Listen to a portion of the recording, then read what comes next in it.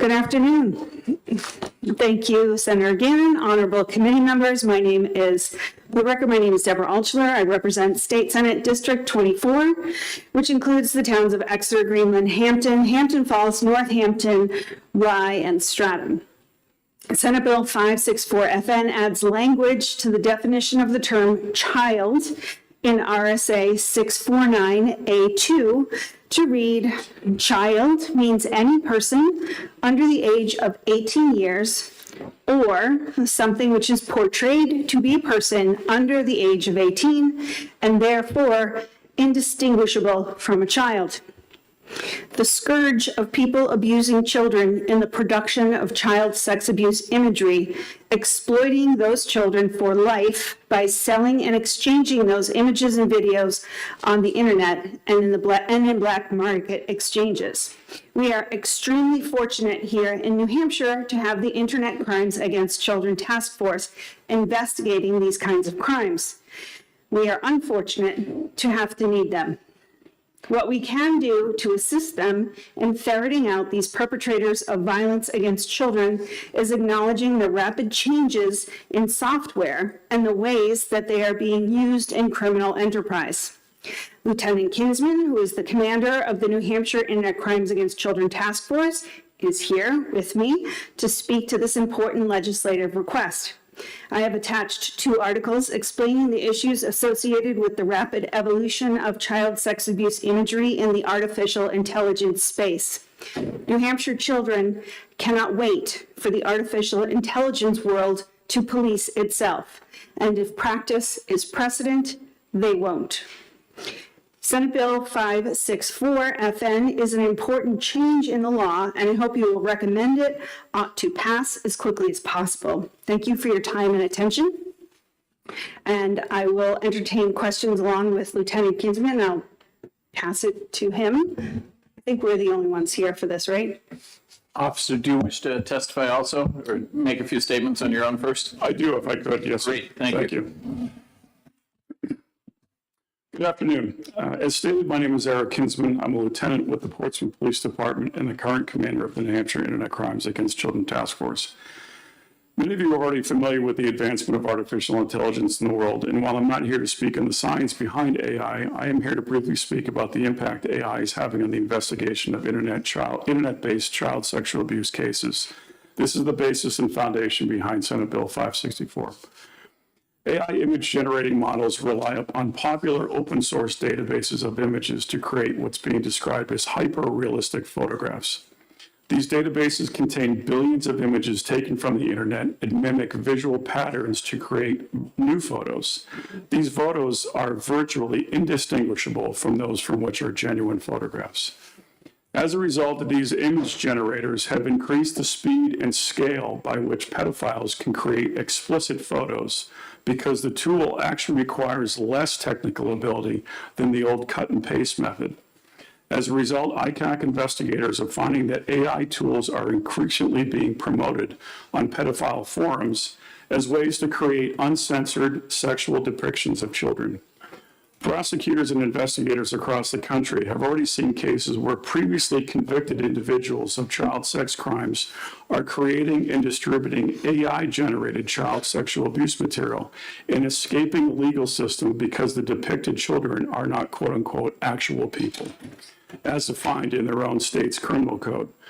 Currently, the definitions and language outlined in RSA 649A:2 leave us legally exposed in the same fashion here in New Hampshire and unable to prosecute those engaged in the same behavior. While the image may not portray an actual child, the ICAC Task Force program firmly believes the material aggressively perpetrates the continued victimization of actual children. Ladies and gentlemen, from the beginning of the ICAC Task Force program in 1998, New Hampshire has always been in the forefront of internet-based child sexual assault crime investigations. Supporting Senate Bill 564 will ensure we continue to set the example for others across the country and keep our children safe. I appreciate your time. Thank you very much for your testimony. Do we have any questions, sir? I can think of none either. Okay, Godspeed. Keep doing your good work. Thank you. Yeah, thank you very much, Senator. Also, to bolster what Lieutenant Kinsman said in my original testimony, I direct you to the 2 articles attached that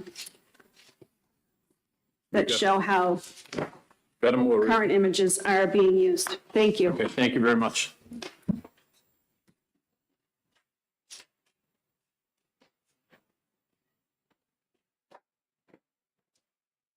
Does anyone else wish to testify? Seeing none, this hearing is adjourned.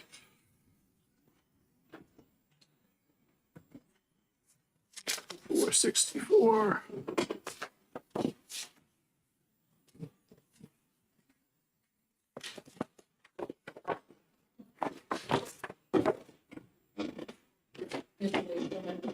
You want to? We have to wait for minutes. Oh, okay. Question? Is Sharon's went to testify across the street? Well, she should, no, she's just down the hall. Oh, she's only down. Oh, Yeah, okay. but it's not till 1:20, so she might just be waiting. Whatever works for her. We have to wait 5 minutes. Yeah, no, we're gonna wait We have 5. her bill until 1:20, so. Or we could just read it, whatever she wants. Or I could just read it, whatever, Yeah. whatever she wants to do.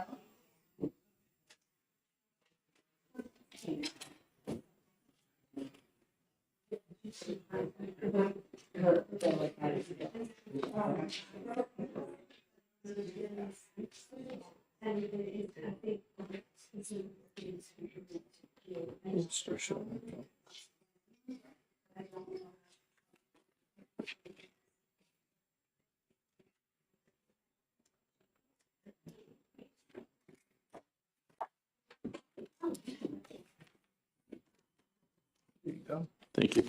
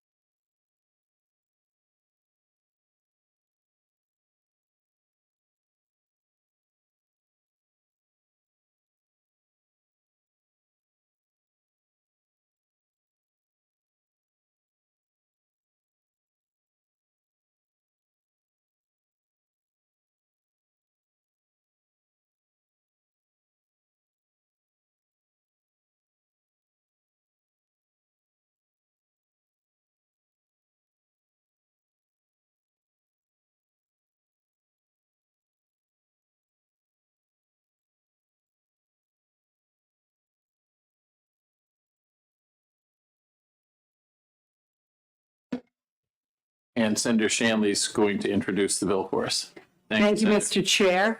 For the record, my name is Shannon Chandley. I represent Senate District 11, Amherst, Milford, Merrimack, and Wilton.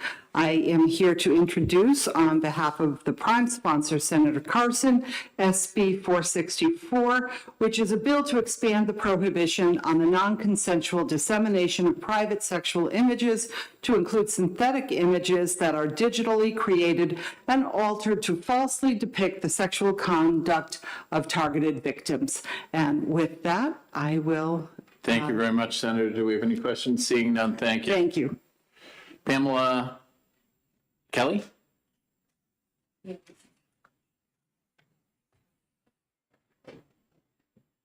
Kylie. Should have put their glasses on. I'm sorry. No problem, Senator. Good afternoon. Good afternoon, members of the committee. My name is Pamela Kylig, and I'm the Public Policy Specialist at the Coalition Against Domestic and Sexual Violence, which is the umbrella organization for our state's 12 crisis centers that serve nearly 14,000 victims and survivors of domestic and sexual violence each year. We are just here in support of SB 464.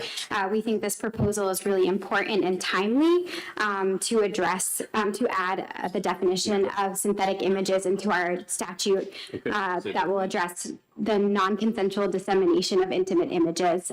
We think that this is the time to address it and is already happening in our state. So we're really grateful for this proactive effort. Thank you so much. Thank you, Ms. Kylie. Do we have any questions? Seeing none, thank you very much for your testimony.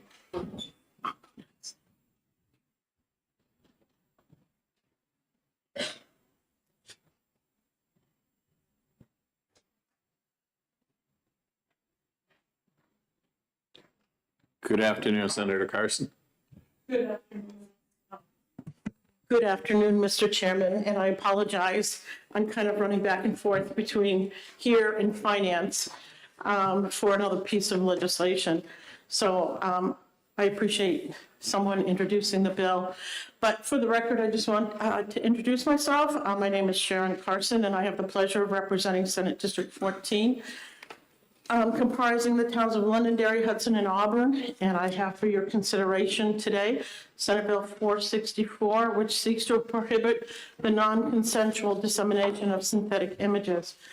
Mr. Chair, New Hampshire has done a really good job on talking about revenge pornography, these types of tools that people will use against each other when someone is not happy in the relationship or they want to really try to hurt someone and to destroy their career.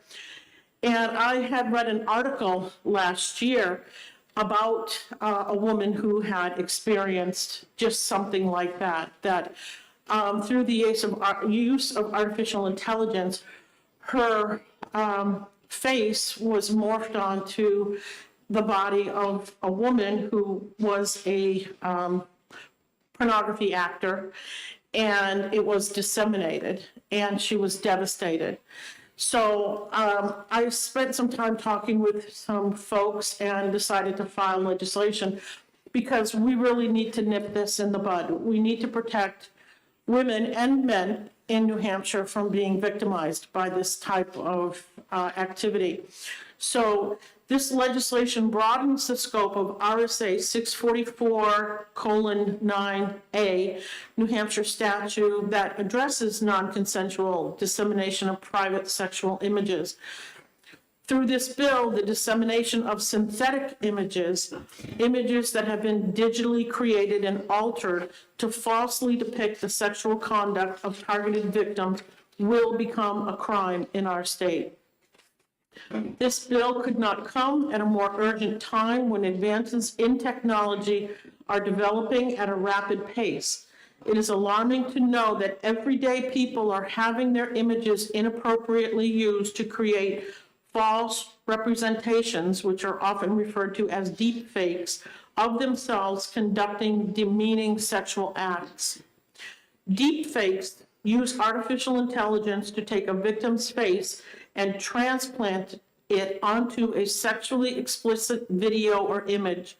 This is made all the more easier with the creation of new apps and websites as technological advancements allow for new ways to exploit people and make these horrific images. Millions of these deep fakes exist online and are nearly always posted without the victim's consent. These synthetic images are used to harass, intimidate, threaten, or coerce a victim and can have astounding social, economic, or legal consequences on individuals who have been targeted. Deepfakes, like other forms of sexual violence and exploitation, have long-term and devastating impacts on victims. This can include mental health, safety, and economic loss due to this undue violation of privacy. Senate Bill 464 is consistent with other efforts our state has taken to protect victims against exploitation and sexual violence.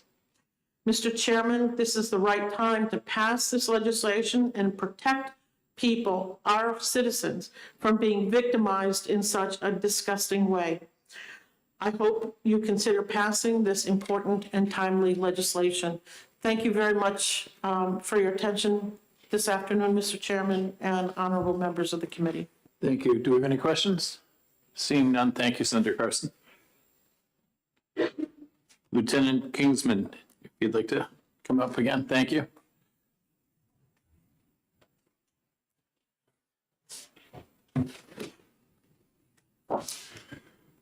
Good afternoon, everyone. As stated before, my name is Eric Kinsman, a lieutenant with the Portsmouth Police Department, current commander of the New Hampshire Internet Crimes Against Children Task Force.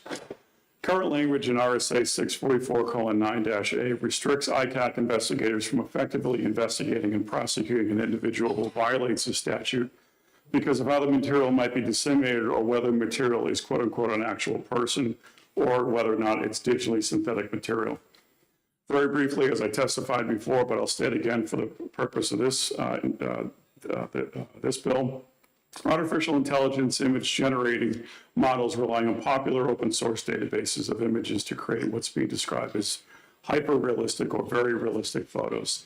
These databases contain billions of images taken from the internet in mimically visual patterns to create new photos. And these photos are virtually indistinguishable from those which are genuine.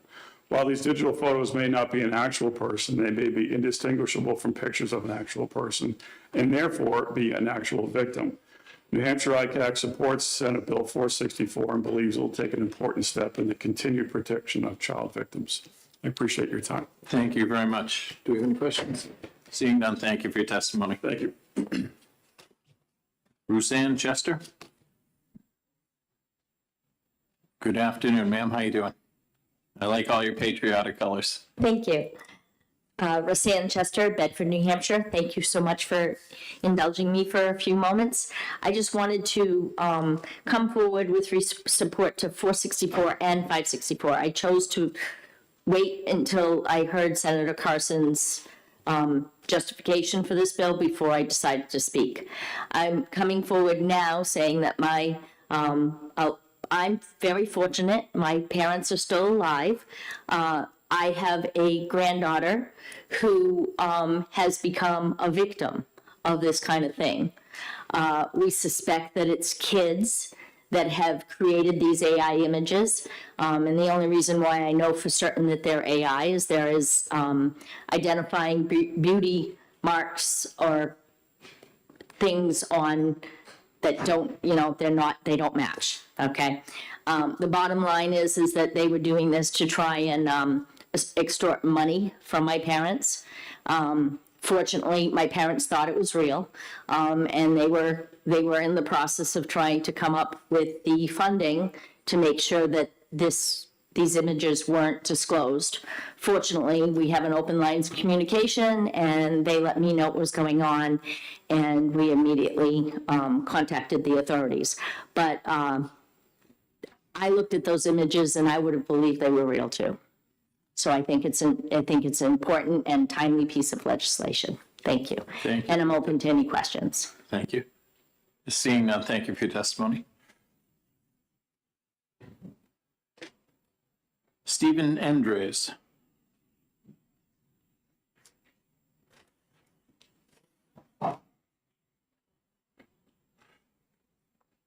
Good afternoon, Attorney Andrews. Good afternoon, Chairman.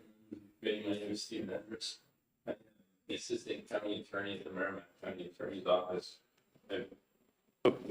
Thank you. Again, my name is Stephen Endress. I'm an Assistant County Attorney at the Merrimack County Attorney's Office. I've been a prosecutor for over 20 years. I'm here on behalf of the Merrimack County Attorney's Office in support of Senate Bill 464. Unfortunately, as technology advances, we find that people utilize that technology to exploit others until the law eventually catches up. And this is a proactive step to get ahead of that. So we're in support of it. I'm happy to answer any questions as well. Thank you. Nope, don't see any. Thank you very much. Oh, I'm sorry. Said Willie, go ahead. Thanks for taking my question. No problem. I apologize that you're getting this question, but you're the only lawyer who's testified in front of us. We did get an email from the Association of Criminal Defense Lawyers, and they have raised potential constitutional issues. They raised, or they mentioned the Ashcroft v. Free Speech Coalition, and also a New Hampshire Supreme Court decision, Zidell. So I didn't know if you wanted to provide some input on that. Certainly, I'm not familiar with those holdings off the top of my head, and am by no means an expert there. From looking at the new statute, though, it adds synthetic images to the definition, and then includes a section for non-consensual dissemination of those images, and the defendant would have to act purposely with the intent to harass, intimidate, threaten, or coerce the depicted person. And I think that when we add in with the intent to harass, intimidate, threaten, or coerce the depicted person, we fall outside of First Amendment grounds. Thank you. Thank you. Thank you. Thanks for your testimony. Does anyone else wish to testify on 464? Seeing none, the hearing is concluded.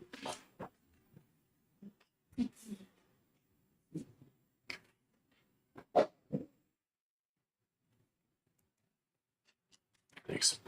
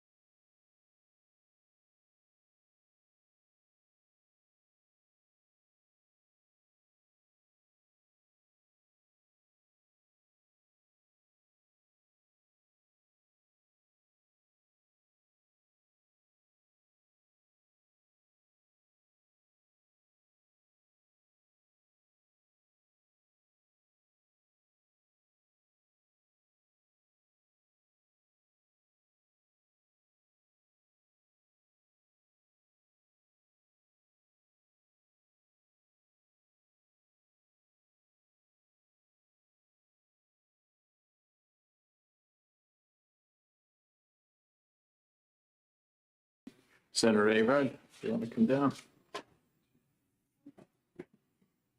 Senate Judiciary shall now take up 562 FN relative to state recognition of biological sex. Welcome, Senator Avard. Thank you, Senator, Mr. Chair, and folks on the committee. For the record, I'm Senator Kevin Avard. I represent District 12, and I am bringing this enabling legislation to you at this time. It's SB 562 FN, and this bill basically provides definitions for biological sex. It provides that certain designations by biological sex do not constitute unlawful discrimination. The clarification in this bill is, has been said, it's urgently needed.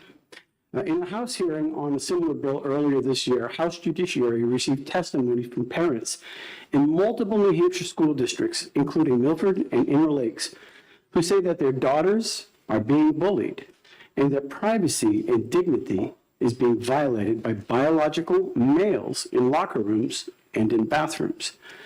I expect you will see some of these accounts in written testimony on this bill.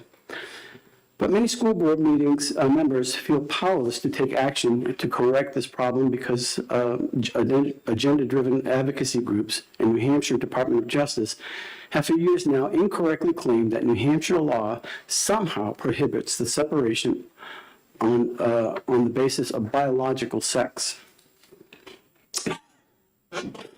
This should be a surprise to the Senate when the General Court prohibited discrimination because of gender identity in 2018. It did not hear testimony on whether biological sex separation should be prohibited. Today, those who oppose all sex separations appear to think that they have succeeded in making law by surprise in New Hampshire. Unfortunately, these claims have misled many schools and other public entities into self-declared gender identity alone to separate athletes in private areas without regard to whether there's someone even has received medical transitioning. It is in this matter of time that these same authorities extend these beliefs to our prisons as well. In California, this has already led to a scenario where multiple men with male genitalia are in cellmates with incarcerated women.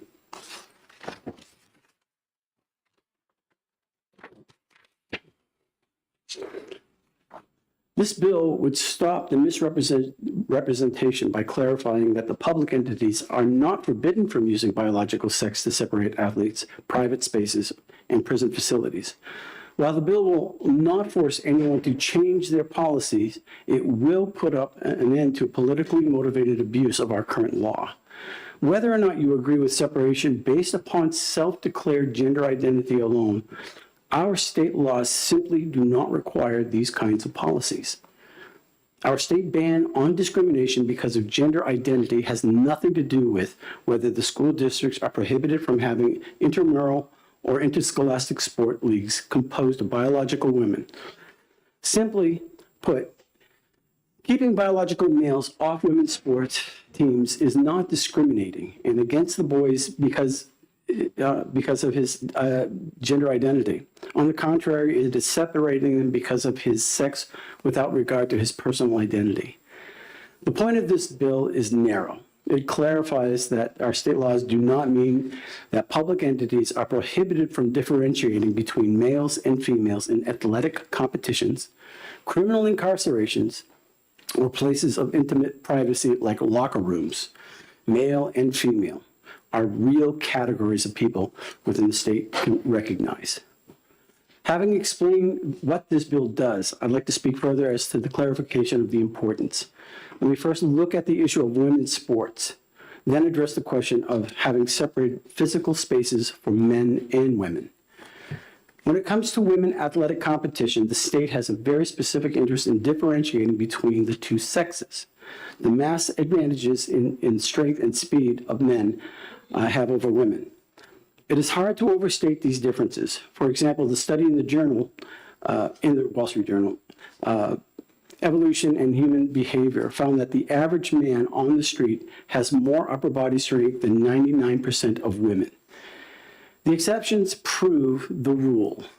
Allison Felix, the most decorated female Olympic runner in history, has won more Olympic medals in USA Bolt, whatever that is. I'm not really sure what that is. Senator? Mr. Chair? I apologize for interrupting, but people are signaling that they cannot hear you. Would you like me to speak closer? I'm not sure that that'll resolve it, but I did want to let you know. Sure. Thank you. All right. Thank you, Mr. Chair. All right, I'll continue. But how fast Felix compared to men? Okay. Her lifetime record for a 400-meter sprint in 49.26 seconds. According to the public data from high school leagues, hundreds of high school boys in the United States alone can beat Felix's record. For example, one of the boys whose name we can see in the records is graduated Philip Exeter Academy with 400-meter time of 49.09 seconds, much faster than Felix. And while this boy was very fast, he is one of tens of thousands of men that is faster than the fastest woman on earth. Like most of those men, he did not go to become a professional athlete after school. This is why in Connecticut, biological males have already won 15 state champion titles in girls' high school athletics, all with the times which would not have qualified them to compete in boys' state championships. Excuse me. If the world's next Allison Felix is growing up here in New Hampshire, she may have regularly competed against biological males. If we do not act now, the chances of having a career like Felix will become difficult, if not impossible. Part of the tragedy is that what is happening is not because the people of New Hampshire voted for an insane policy, but because advocacy groups in our State Department of Justice claim that the preferred policy outcome is somehow required by law.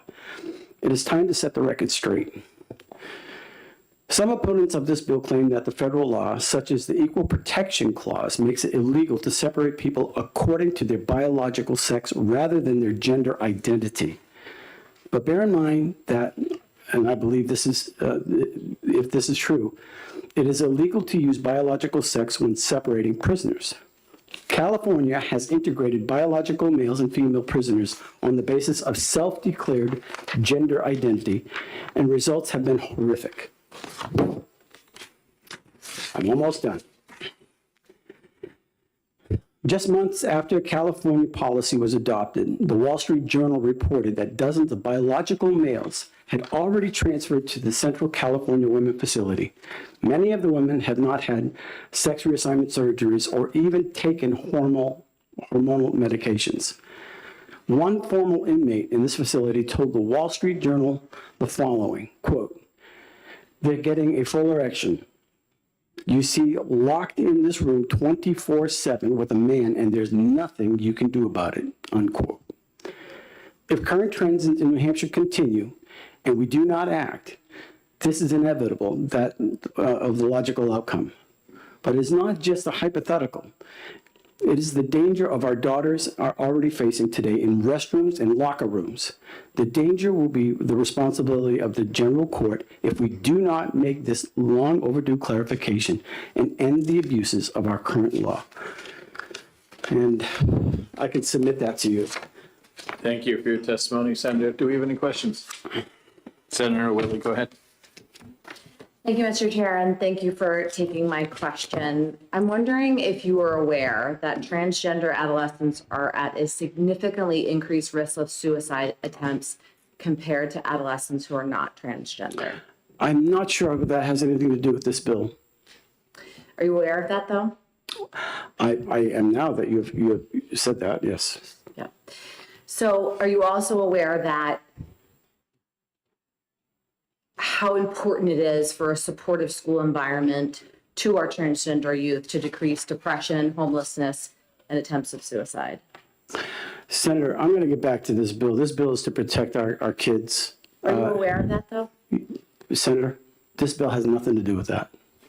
So what do you say to the people who have already said to us in various letters and emails saying that the transgender community specifically feels that they are being targeted by this bill, and specifically that transgender youth are being targeted by this bill, that this could extremely impact a transgender youth's mental health and their feeling of belongingness in their school, which in many cases, a feeling of belongingness in their school can save lives. What would you say to them? I'd say that the children that are feeling bullied, that the children that feel that their privacy is being invaded and violated, has just as much concern.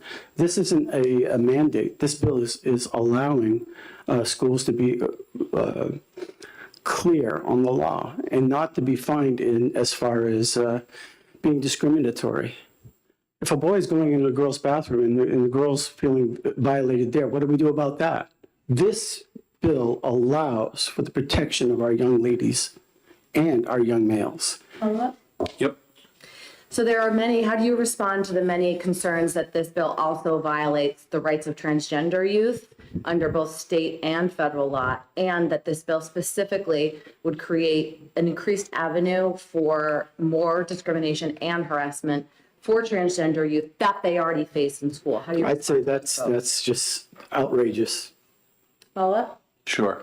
Lastly, are you aware that the U.S. Department of Education outlines that schools and school districts should instead adopt policies that respect all students' gender identities? How do you think this bill squares with that policy? I think this bill is talking specifically about biological, and it recognizing the biological differences. And you heard the testimony about biological sports and young ladies trying to compete with young men. That's what this is addressing, about privacy in locker rooms. That's what this is protecting. It's enabling language to sift through the confusion that is rampant in our culture today. Last question. Sure. Thank you. So you may be aware that there are some folks that identify in a way perhaps that you don't believe in, but it is their right to identify in a way that they believe is appropriate, and also that a person's ability to live the way that they want to live in their own body is their choice. And what do you say to those people who feel like this bill is discriminating? I think you can live any way you want. This is a free country. And I think, but imposing that on somebody else is not right. You know, Senator, I got my haircut just the other day. Doesn't look that great right now, but I got my haircut the other day, and the person that was cutting my hair was talking about litter boxes in the schools. Kids identifying as animals and using litter boxes. And I thought that was rather outrageous, but that's not the first time I heard about it. That's bizarre. It's out there. It's confusion. And, but I'm still talking. So when it comes to identity, you can identify any way you want. All this is doing is protecting and enabling people to, if you want to have a business, 2 different designations of bathrooms, that's fine. One's biological, that's up to you. But right now, we're trying to protect the young ladies and, you know, competing against, you know, biological males in schools. What's wrong with that? Follow-up? Yes, ma'am. Thank you. Thank you, Mr. Chair. I have no idea what litter box have to do with this bill. This is that. Well, it had to do with your question about I'm asking identity. a question. Yeah. Thank you. So that has nothing to do with this bill. You are apparently trying to define biological sex in this bill. So I have no idea what that No, I'm not. addresses. And you also said this is a free country, and I would absolutely agree. Not only that, but we live in the live free or die state that many years ago passed a non-discrimination statute that included gender identity. So how do you square the work that we did in a bipartisan way with this bill? To answer your question on the litter box is because you talked about identity. The identities can morph into things that are just unacceptable. That was to your discussion. This bill protects young ladies from biological males in sports and allows them to mature and to grow and to compete against biological females. It protects their privacy, Senator. It protects their privacy. And in the testimony, I told you that there are some kids that are feeling bullied. Doesn't that matter? Because their privacy is being, We'll give him a second. their privacy is being violated. Follow up, Senator? No, I'm good, thank you. Okay, thank you, Senator. Senator Shanley, you all set? Okay, thank you, Senator. Thank you, Senator. For your testimony. Appreciate your time. Have a good day, sir. Stephen Scara.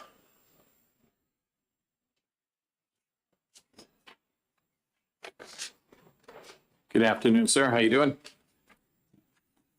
I'm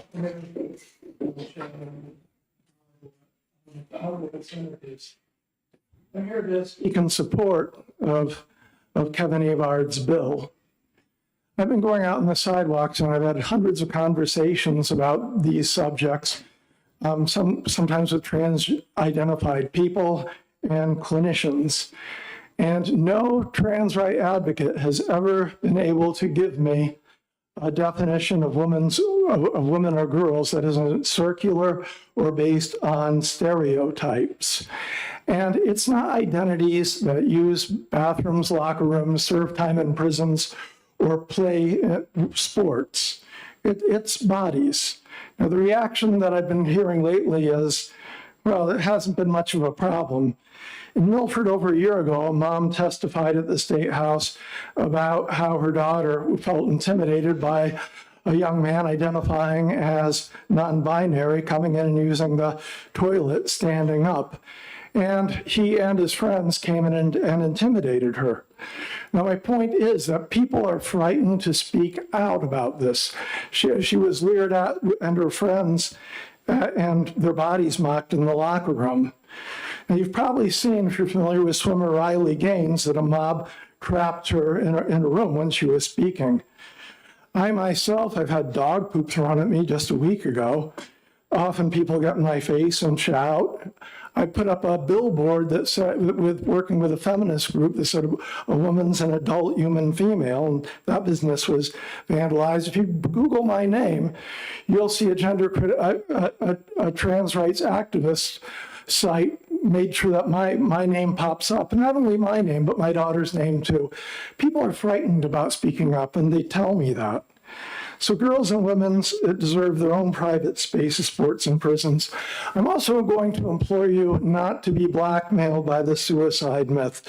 What's happening is these are convenient sample surveys they're solicited online for people, and it's about suicidality, not suicide. It's a big difference. For example, 13% of all girls say that they've attempted suicide, twice as many as boys. And fortunately, the suicide rate comes about to 0.015%, according to the CDC. But consistently, males are 4 times as likely to commit suicide as females. Every nation, Finland, Sweden, Norway, UK, that's examined this hasn't found health benefits to these treatments, or that these kids are normally in danger of suicide, or that these treatments alleviate suicide. What we do know, and people used to acknowledge, is telling people that they're suicidal creates suicide. So thank you. Thank you for your testimony. Do you have any questions? Seeing none, thank you, sir. Thanks. Joanna Brown.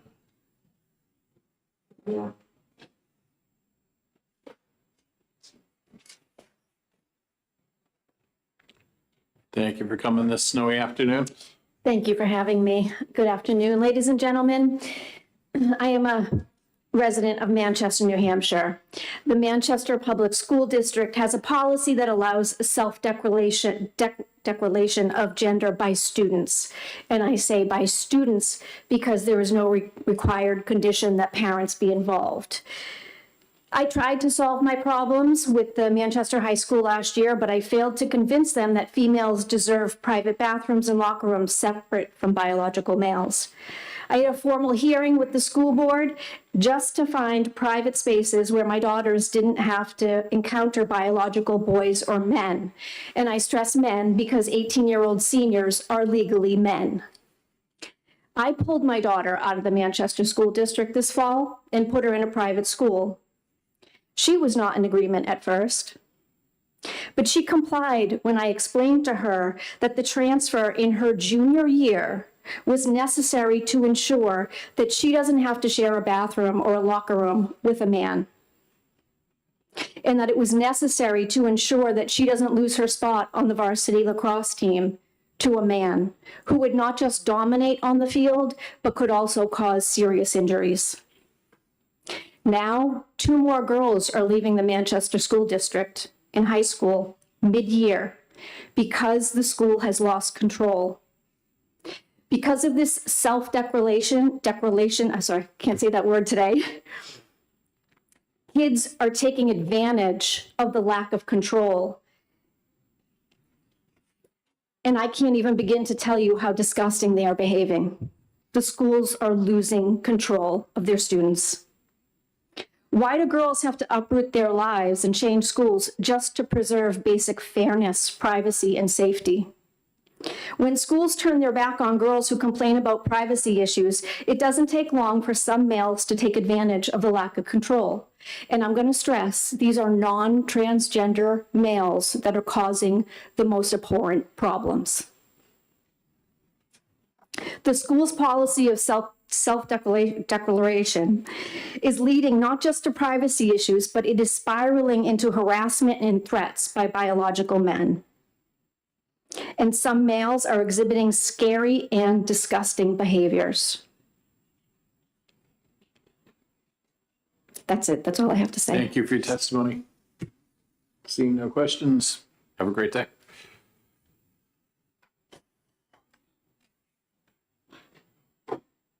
Rep. Matt Simon.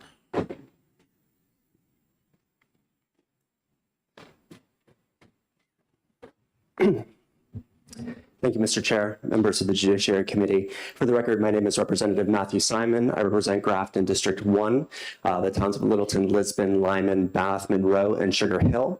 I'm here today in support of the bill and would like to speak to my reasons for support. Sure. You must have had a bad drive. It started off fine, it ended up poorly, and the ride home has me a little bit more nervous than the ride down did. But thank you. Yeah, we'll try to be as careful as we can. I would like to give testimony today. A similar bill has already made its way through the House. I was unable to testify on that bill because I was out of state at the time. But if the conversation and debate before you today is going to be similar to the debate that happened on the House side, I think it's inevitable that the conversation about how we define biological sex is going to kind of come to the forefront. On the one hand, you're going to have those who would probably support this bill saying that biological sex is easy to differentiate. We've been doing it basically since the beginning of time. We've had seemingly no problem making those differentiations, and they are very easy to observe and make. And on the other side, you're going to have people who potentially oppose this bill would likely make the argument that it's a little bit more complex than that, it's a little bit more murky than that. There are definitely exceptions to the rule, and so what do we do with these exceptions?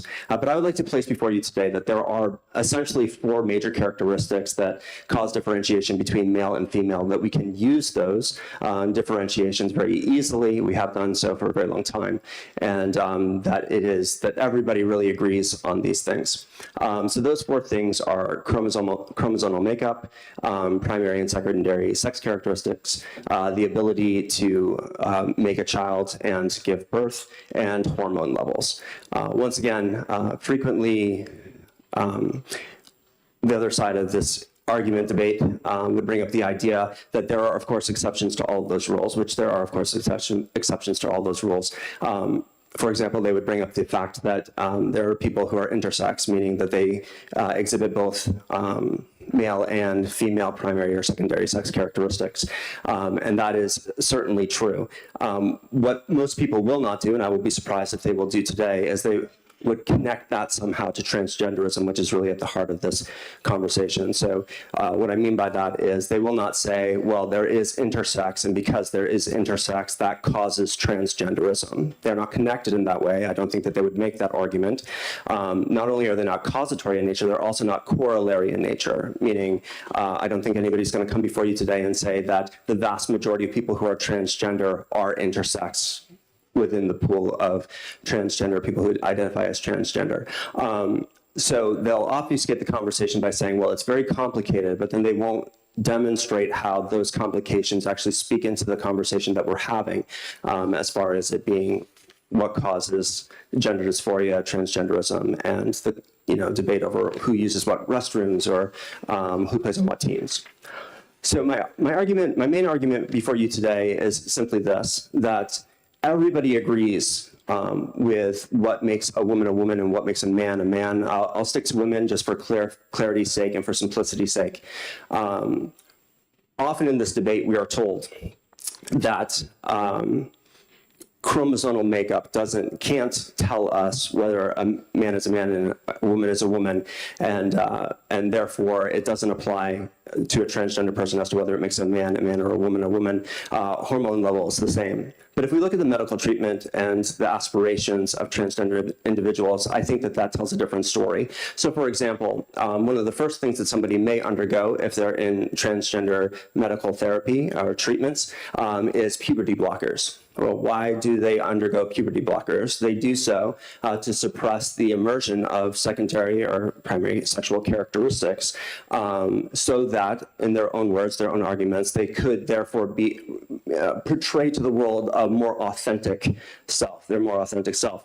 Well, if chromosomal makeup and hormone levels don't tell us who a woman is, then how is changing them and giving therapy so that you manifest certain characteristics and suppress other characteristics, how does that make you more authentic if it has nothing to do with what the real thing is?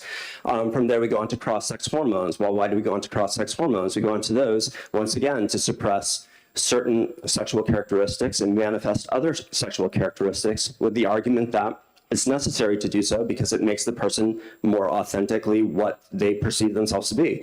Well, if it doesn't tell us who a woman is, then how can taking those cross-sex hormones to manifest those sexual characteristics make you more authentic? It can't be both. And then finally, obviously, top surgery, bottom surgery are to remove the primary characteristics and even the ability potentially to reproduce, which tragically we've heard testimony in the House on this issue from women who have gone this far and then regret it and wish that they had not.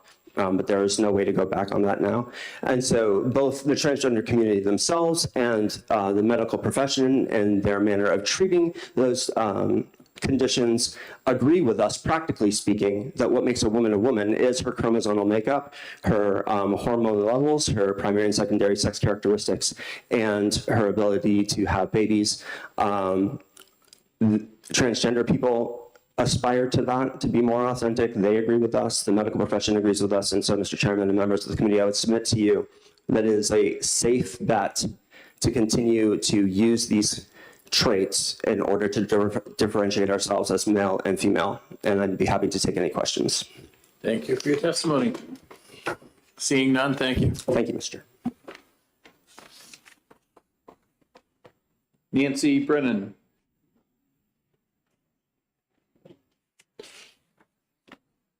Good afternoon, Ms. Brennan.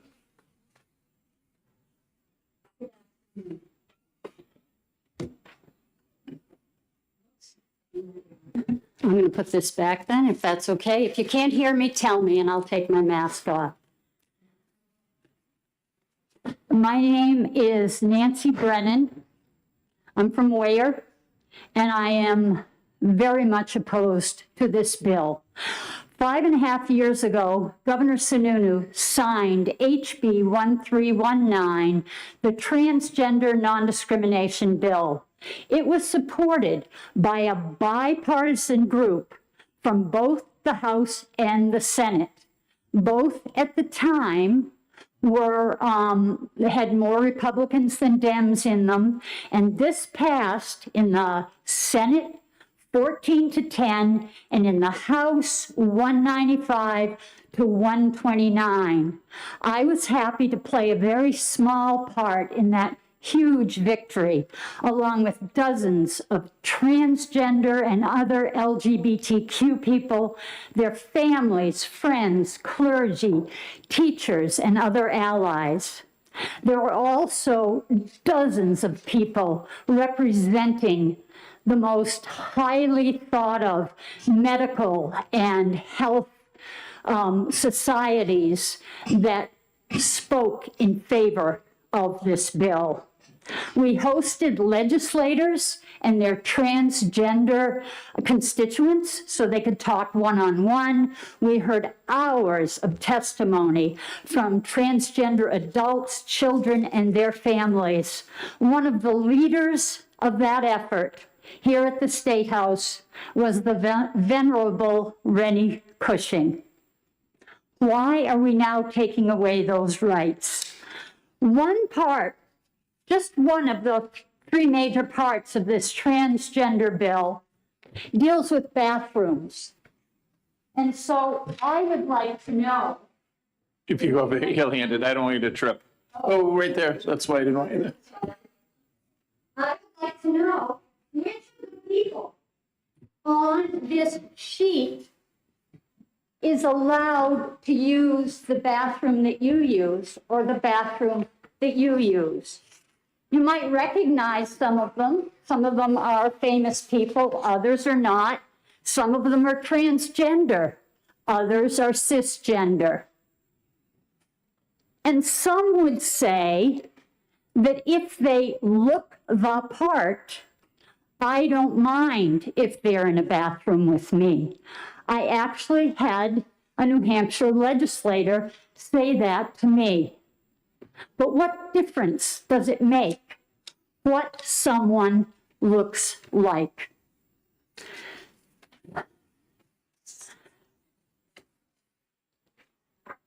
These people are human beings who are only trying to live their lives in this crazy world the same way you and I are. I have sent you much longer testimony along with studies and articles about the rise across this country in anti-transgender bills, how unfounded these bills are, and the harm they will cause. I urge you, do not pass this bill. And I'm happy to take questions. Sure. Do you guys have any questions? I'll just ask you one. So I have lots of daughters who do sports. They're playing in college sports. They cannot compete with the men in any sports. And my daughter in high school is one of the fastest runners, freshman, and she's a good soccer player. She can't compete, and she would probably get hurt playing with the boys. Junior high, I realize, can't do co-ed anymore. It's just I coached a lot of little ages. Elementary school was fine, but there came a point it just didn't work out physically. So I think Senator Avard, one of his fears is that my daughters will have to compete against people who could hurt them out. We've seen there was a high publicity thing a few weeks ago. A girl lacrosse, field hockey, had her teeth knocked out. Was a strong male. So the fear is that Senator Avard testified, I think 50% more upper body strength with the male. So Title IX and all that, and again, I have 3 daughters and a son. I want my daughters to, they all aspire way higher than I do. And sports is one of the ways to get noticed by Ivy League colleges and stuff, and little Ivies, and they want to go there. And so if there are people, like in Connecticut a couple of years ago, one of my daughters tore her hamstring, so she didn't make the New Englands, but she would have had to compete against 2 boys who, one in just, well, they're trans, so girls, whatever, but they had been males and they waited till like their junior year, so it's 16 or 17, after they had developed stronger features. They were much better runners than any of the biological girls. So Senator Avard, one of his fears is that my daughters can't compete, and so you're going to take away opportunities that they will not get noticed if a boy takes their place or a trans takes their place. They will not have the opportunity and then not get recognized by a college. So you'll be denying them. And that's just just a small area. It's not, and I understand that I'm with Senator Willey on the suicide rate. And so I don't totally, I'm not with Avard on everything, but I do see women's sports Title IX being eroded for some girls. And is this a huge proportion? Probably not. But again, I wouldn't want my girls playing with someone who had developed up to 16 or 17 as a much stronger athlete. They would get destroyed out in a soccer field. Well, I'll tell you, I am not an expert on this, but I listened to a lot of testimony. I don't know if it was last year or the year before. There was a bill specific to sports. And my personal feeling is, and it comes from how I feel, but also from listening to so many girls, some of them transgender, some of them cisgender, say, we want to play together on a team. We love this person. We want her with us. I think if you looked at statistics, you would find that most transgender female athletes are like me, mediocre at best. And every now and then there's somebody like that kid from Connecticut, who, by the way, did not win every race. She was beaten. Is it fair? I don't know. There are reasons I think that professional sports test sometimes testosterone levels, and there are women who have who are born with high testosterone levels, and sometimes they can't compete. They are cisgender women who happen to have high levels and they can't compete. So I don't know if that's the professional level, something like that. I just think of the kid in middle school. You know, one of the pictures here, the little girl on the right, that is Sarah Rose, and she testified in New Hampshire when she was in middle school. She's now in college. She's not beating anybody. However, the boy, third in, the wrestler, that young man in Texas was forced to wrestle with girls because he was born with female genitalia. He didn't want to wrestle with girls. I realize that's not part of the bill, but, you know, I just feel like it's so important for kids to belong, and that is how I feel. Thank you for your testimony. Okay. Natalie Brankin.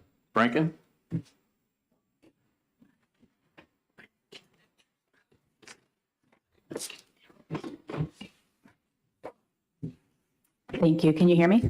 Yes. Thank you. Good afternoon, members of the Senate Judiciary Committee. My name is Natalie Brankin. I'm a lifelong resident of Manchester, where I taught high school for a number of years. I currently reside there with my husband and 4 children who are home on a snowy day, so hopefully the house is all in one piece when I return home.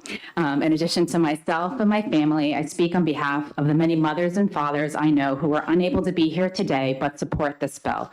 I am here testifying in favor of Senate Bill 562 relative to the state recognition of biological sex. When my daughter was born, she had 2 older brothers who were young, and I remember one diaper change when my 4-year-old kind of looked quizzically at her and said, "Mom, when is my sister going to grow a penis?" And after the laughter subsided, I explained that she would never grow a penis and that girls have different body parts than boys. Thus began one of many conversations with my children about the differences between males and females and how wonderfully men and women complement one another. My daughter is now quite a bit older, and she's recently fallen in love with swimming. And we love watching her in the water and the enjoyment she has. But I have these questions now that I never thought I'd have a decade ago. If she decides to swim competitively, will she have to compete against a boy who thinks he's a girl? Will she have to be forced to change in a locker room where she'll be exposed to a male with genitalia? these are things that a decade ago, again, I would have never thought were a concern, but unfortunately, these aren't hypotheticals, but a reality for young women today.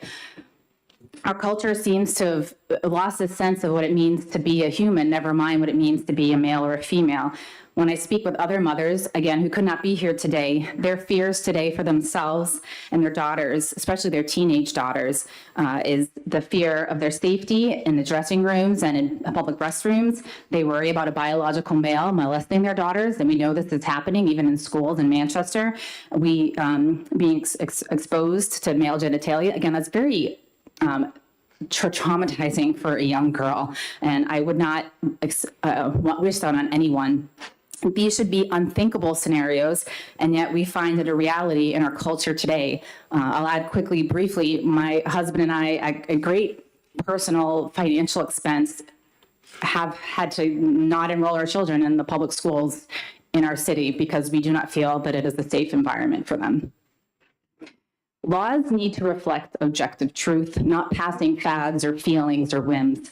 Therefore, it is imperative that the legislation pass recognizing reality that there are two very distinct and different biological sexes, and that acting in accordance with this reality does not constitute unlawful discrimination. Therefore, I ask you to vote ought to pass on Senate Bill 562.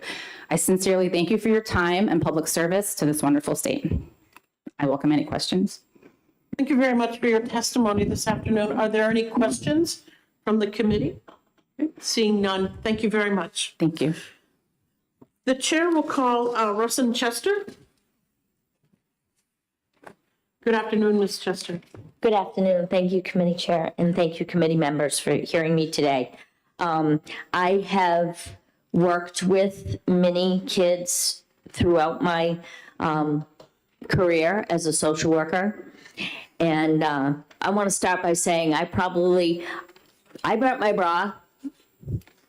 I felt my body, my choice. I wanted equal rights for equal pay. I thought all of this was a great thing. I was probably one of the biggest feminists in New Hampshire back in the day. And every day I wake up and I beg for forgiveness that I have created, I have helped to perpetuate what is happening to our children and our people today in this state. The bottom line is that in our state prisons, if you say you're a male, if you say you're a female, you get to go into the female population. Even if you have like 23 charges of domestic violence, you still get put in with a female. Happening in the schools all the time, all the time. I constantly hear kids say, I don't want to identify as that, but it's more popular. Really? The bottom line is that every single person, every single human should be provided the opportunity to feel safe, especially in their schools. And that's everyone, not just the trans youth, which, by the way, trans youth didn't used to exist. So, I mean, I understand it does, but that's an identity. That's not a biological sex.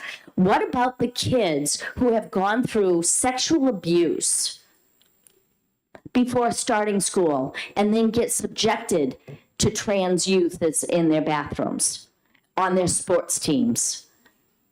It's not okay. And when you talk about the suicide rate of transgender youth, statistics are taught. I learned early on, statistics can be used to lie. And if you were to really do a full statistical review of the suicidal ideation and the suicides that are committed by transgender youth, most of the time it's because they were lied to. They were told, if you become trans, all your problems go away. You know, you're kind of feminine. Maybe you should be a girl. It's not okay. I am so tired of people standing on the, suicidation, and what about the trans youth, and what about this, and what about that? We have a young girl who's lost her life. Well, actually, to be honest with you, I don't know whether she was a he, she, or they. I don't know how they identified. But I know that they started having regret. And they didn't want to be what they were headed towards. And they were bullied. The bottom line is a bully is a bully is a bully. Whether it's a transgender youth, whether it's a cis youth, whether it's an adult, it doesn't matter. A bully is a bully is a bully. And not supporting this bill supports continuation of being a bully. And I'm open to taking any questions. Thank you very much for your testimony this afternoon. Are there any questions from the committee? Seeing none, thank you very much. The chair will call Shannon McGinley.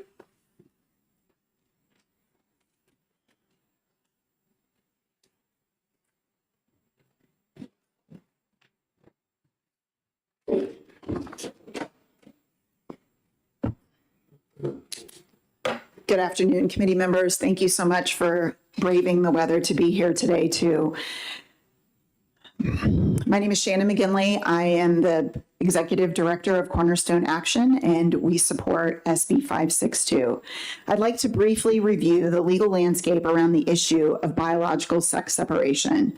Although I am not an attorney, I hope that this information will be helpful in your questioning of attorneys who may testify today.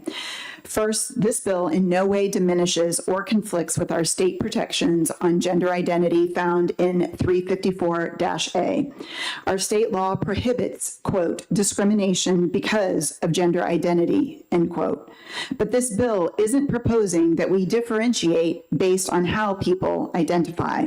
It's proposing the opposite, that we don't need to look at how someone identifies, and that we can instead differentiate based on biological sex.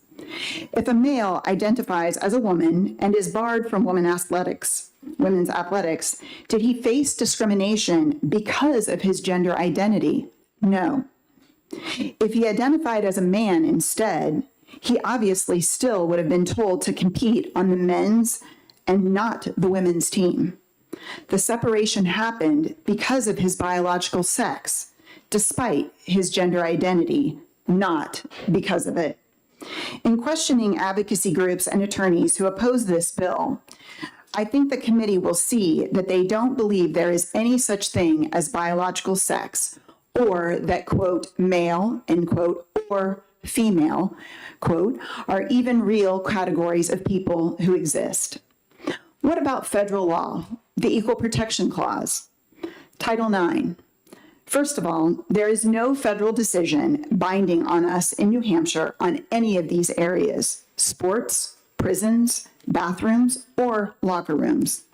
On sports teams and prisons, there is no Federal Circuit Court of Appeals decision anywhere taking the legal position you'll hear today from these other lobbyists and potentially from the DOJ, at least through a letter, since our numbers are down today.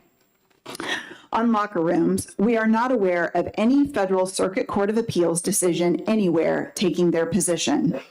Last of all, on bathrooms, there is now a circuit split on whether you can separate bathrooms on the basis of biological sex. So when opponents of this bill tell you that it is somehow illegal and claim to have a great legal authority on their side, all they can really offer is partial support for their position based on one side of a circuit split, no part of which is binding us in New Hampshire. In other words, they are simply cherry-picking the scant support for their position and declaring that it is law.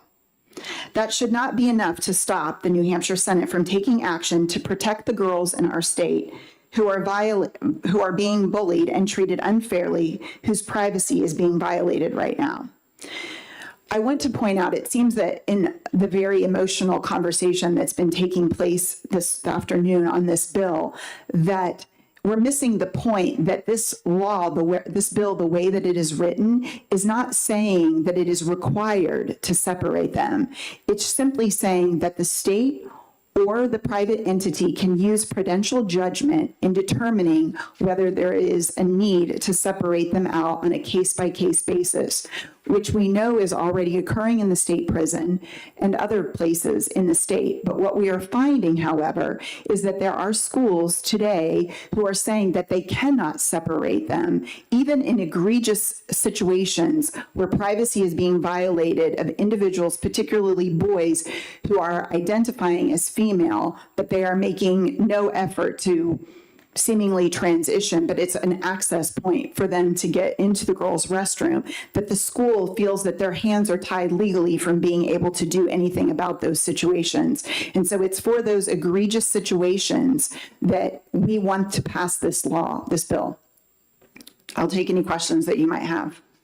Thank you very much for your testimony. Are there any questions from the committee? Senator Whitley. Thank you, Madam Chair, and thank you for taking my question. Are you aware of a study that was produced in the Journal of Adolescent Health that found that transgender and non-binary youth who reported experiencing discrimination based on their gender identity had more than double the odds of attempting suicide in the past year compared to those who did not experience discrimination based on their gender identity? Are you aware of that study? I'm glad that you brought this up, Senator Whitley. I also am aware that there is a number of skewed studies that are out there and others that have not released the information that the amount of suicide rate of those who have gone through transition and have not experienced peace, that their suicide rate exponentially increases because they put all of their hope that their emotional health issues that they're having were a result of being, identifying as the wrong sex, that they didn't feel comfortable in their own body, and that they went through hormone treatment, they went through, in some cases, surgeries, and that they still had that hole in their heart, that they still didn't feel comfortable in their own body. And now they have done this to their bodies and they can't take it back. They can't get their breast back. They can't get their penis back. And so now they're even more depressed than they've ever been. And that's why I'm here today, because I want to be their voices for those individuals who are hurting emotionally and they're not getting the mental health care that they absolutely need. I 100% agree with you that we have to provide them the emotional health support that they need desperately. Follow up?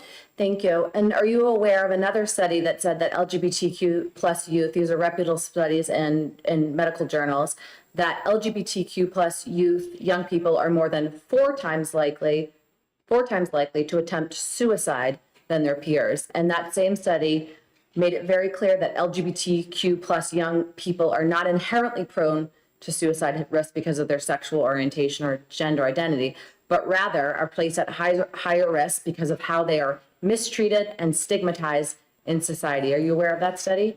Yes, and I'm also aware of other individuals who say that they have experienced severe emotional health and felt discriminated against because they detransitioned, because they didn't find the comfort that they were looking for in identifying as something other than their biological sex. I absolutely will reiterate what I said earlier, which is to truly help these individuals who are struggling with body dysphoria or gender dysphoria. They don't feel comfortable in their own body, that we need to address those issues that are going on in their life that leads them to that position, whether it's depression or whether it's anxiety or whether it's OCD. There's any number of issues.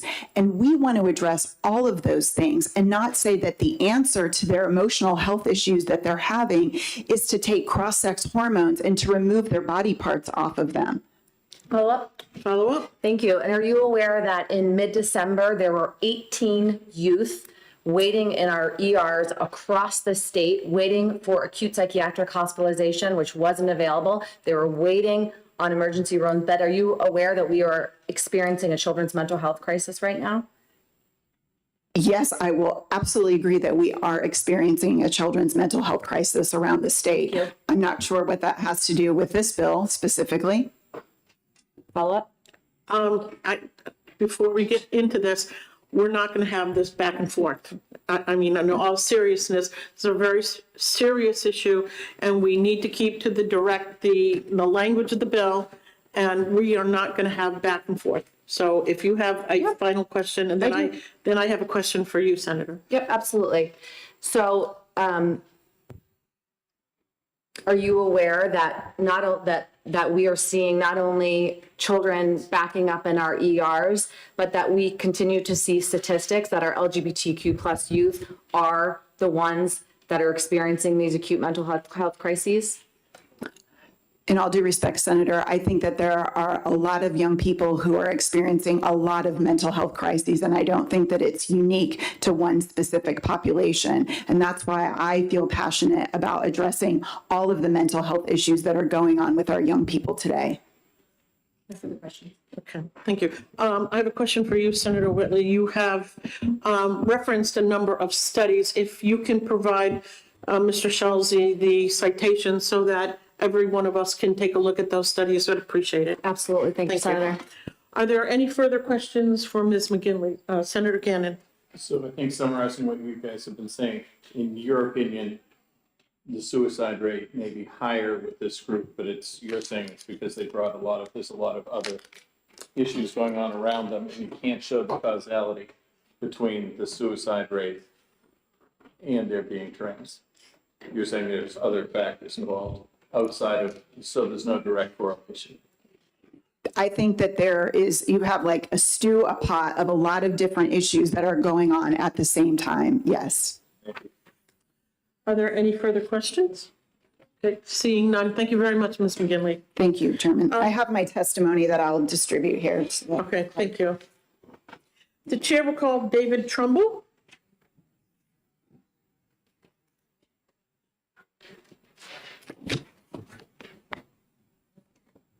Good afternoon, Mr. Trumbull. Good afternoon. Thank you, Madam Chairwoman. My name is David Trumbull. I'm from the town of Ware. And okay. Oh, no, please go on. I'm sorry. It was just another sheet. I thought we were almost finished with all the speakers, but we got a few more. okay.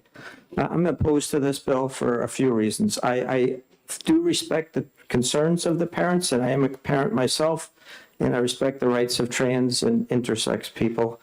I think this bill is faulty because it is so narrow. It tilts the balance between everybody so far that it essentially writes out of legal existence people who are intersex and people who are trans.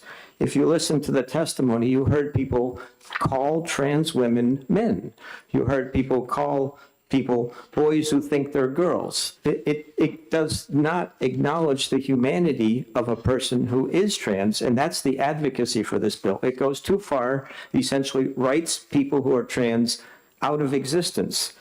And trans people have existed across the world for millennia, and we need to accept that. And I think the proper policy is the one that was referenced at the beginning of this discussion. The Department of Education said that schools should respect all people's gender identities, and I think that would be a much more responsible legislation than one that is as narrowly focused as this bill. The second is, how many people are we talking about here and between intersex and trans? Trans population in the United States is about 0.6%. In New Hampshire, that means we have about 8,000-ish, several thousand to 8,000 people who are trans. Intersex, the numbers vary anywhere from 1 in 2,000 to 1.7%. The group called Interact, Advocates for Intersex Youth, say that there is no line between female and intersex and male biologically. It's rather people decide that for themselves. But using those numbers, we have somewhere between 600 and 22,000 people in New Hampshire. So, and then adding this all together, we're talking about tens of thousands of New Hampshire people who this bill would essentially write out of existence legally. Surely there's a better way to address the concerns about a female student in a high school who's concerned about a student going into the wrong locker room than to write tens of thousands of people out of our laws. I will address sports a little bit, having been a longtime coach myself. I think we're getting a little obsessed with winning. And my experience from coaching for over 40 years is that sports is about participation. It's about developing your self-confidence. It's about being a member of a team or a club. It's about access to these activities. And winning is not the only thing that counts when it comes to sports. I think rather than having a state trying to rule on sports issues, we should leave this to athletic organizations. The Olympic Committee has been working on this issue for decades, and one of their core beliefs is the goal of access. They hold that access is important, and that should be one of the deciding factors. They started originally with a policy of invasive tests and examinations, and they realized that that was unnecessary and inappropriate, so they canceled that. Then they went to a policy of testosterone testing, and they canceled that. The new policy for Paris is going to be you have to have trans by the age of 12. But my point is that they are working this through, not just as some people up high saying, here's the rule. They talk to everybody involved, the athletes and the LGBTQ athletes. And that's how you evolve a good policy. I think that's better than having a blanket rule from the state. And if we're looking at women's sports, let's just remember that men started running, and there was a woman who was tackled for running in the Boston Marathon not that many years ago. Remember the famous picture? Women's times are catching up with men's, and it's just a matter of time before they pass them, I believe. Only 3% of media time, that's sports media time, is focused on women's sports. As this grows, the differences will narrow, and I think we're better off looking at sports as a question of access, not a question of winning. And is there any advantage? I would refer you to one study called Trans Women Athletes in Elite Sports, Scientific Review, looked at all the peer-reviewed studies from 2011 to 2021. It came out of Canada, and they essentially concluded that there was no significant advantage. But I would just come back to the major point, which is this bill goes so far, it's writing tens of thousands of New Hampshire people out of the law. There's a better way for you to address the concerns that have been raised than to adopt this bill. Thank you. Thank you very much for your testimony, Mr. Trumbull. Are there any questions? Senator Gannon? You mentioned there was very, very small percentage of intersex or transsexuals. And so they have a privacy interest, right?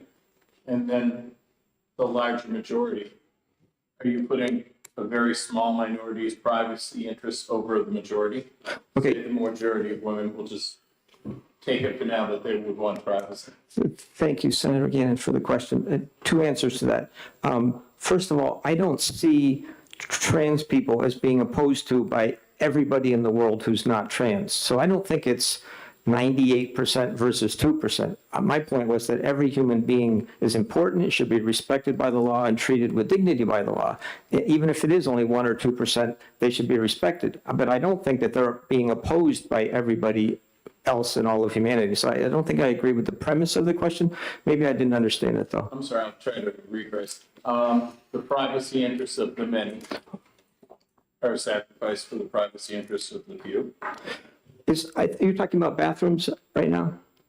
We can say it, sure, locker rooms, sure. Okay, and I think it was Senator Whitley who quoted the DOE recommendation that schools adopt policies that respect everybody's gender identity, and that could certainly be accomplished so that maybe you need a third bathroom. Maybe young men who are clearly abusing the system are dealt with differently than somebody who is transitioning. So I just, like I said, I think there's other ways to deal with the problems you're worried about than to write 10,000 people out of the state law. Thank you very much. You're welcome, sir. Are there any further questions? Seeing none, thank you very much for your testimony. Welcome. The chair will call Sam Hawkins.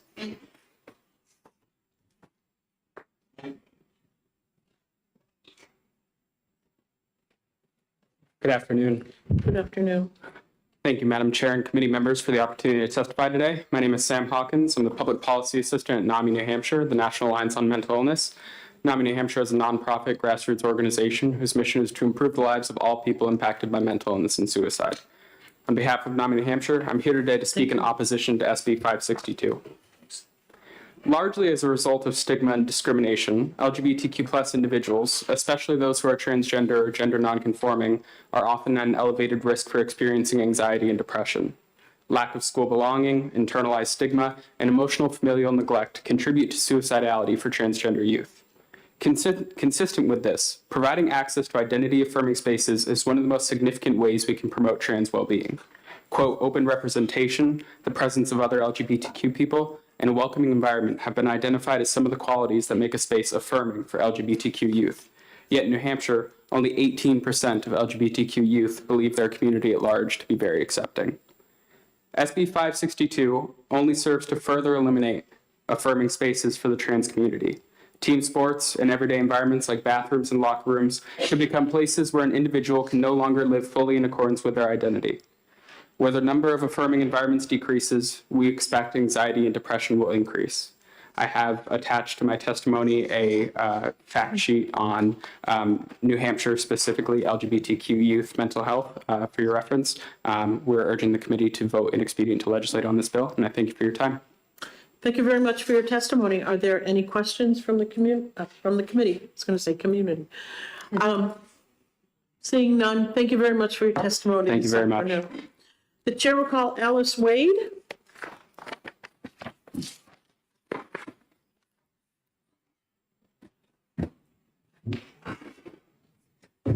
Good afternoon, members of the committee. Before I begin, I'd like to ask a simple question and get a response from each of the senators. Which restroom should I use and why? Starting with Senator Gannon. Ma'am, you're not allowed to do that. Okay, you're here. I would like a response, please. That's fine if you would like a response, but we are here to ask questions. You're here to testify. I think it's very important to the nature of my testimony. Well, if you can put that in your testimony, but please be aware that no one here is obligated to respond. Okay? So please identify yourself for the record. I am Alice Wade. I'm a resident of Dover. So, I'm assuming you aren't able to respond. I just wanted to ask, what restroom should I use and why? And regardless of your response, it shows how asinine this bill really is. You didn't check my ID or my birth certificate. You didn't have to look at my genitals. You looked at me and made a judgment. And that whether that judgment was right or wrong is irrelevant to this debate and goes to show how unenforceable this law really is. I've been fully transitioned. I'm a trans woman, and I've been fully transitioned for about 5 years. And to follow up, I'd like to ask, if you truly believe that because I am a trans woman, I should use the men's restroom because of my original biological sex, as this bill puts it, how would anyone actually go about enforcing this law? How would you go about proving that I am biologically male? Would guards have to stand in front of the restroom and ask people to see my ID before going in? My driver's license says female, so that method wouldn't work. Would they need to see my birth certificate? Well, that's been updated too. What if they strip searched me and saw what my genitals look like? I've had bottom surgery, so that wouldn't work either. There seems to be this notion that anyone could identify a trans person just by looking at them, but that really isn't the case. If this was enforced just on the suspicion that someone might be trans, you would end up in the exact situation you were in when I first asked you what restroom I should use. What about a cisgender person who happens to look androgynous? It just doesn't work. The question at hand is, should trans people be able to use restrooms in peace? And the answer should be simple, yes.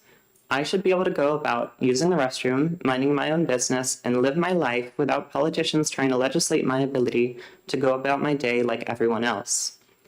There are a lot of pressing issues here in New Hampshire: gun reform, affordable housing and healthcare, income inequality, the opioid crisis, and so many more.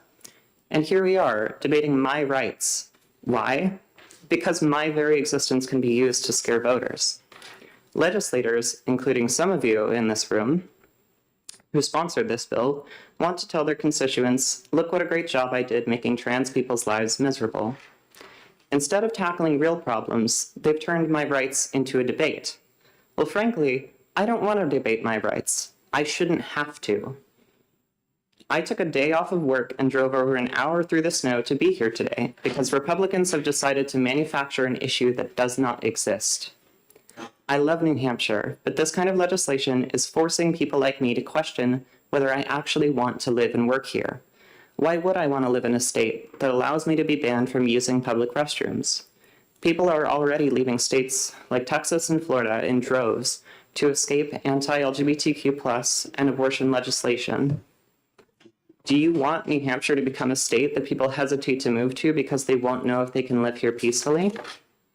This bill doesn't mandate discrimination, but it does allow it. This is only one of over 17 separate bills targeted at harming trans and LGBTQ+ people just this year in New Hampshire. This bill undermines the non-discrimination protections that New Hampshire established for trans people in 2018. And let me tell you, non-discrimination is not really the thing you want an exception for. This bill is discriminatory and unenforceable, and I urge you all to vote ITL on SB 562 for the sake of thousands of Granite Staters like me. Thank you, and I'm happy to answer any questions. Thank you very much for the testimony, Ms. Wade. Are there any questions from the committee? Seeing none, thank you. The chair will call Emma Savigny.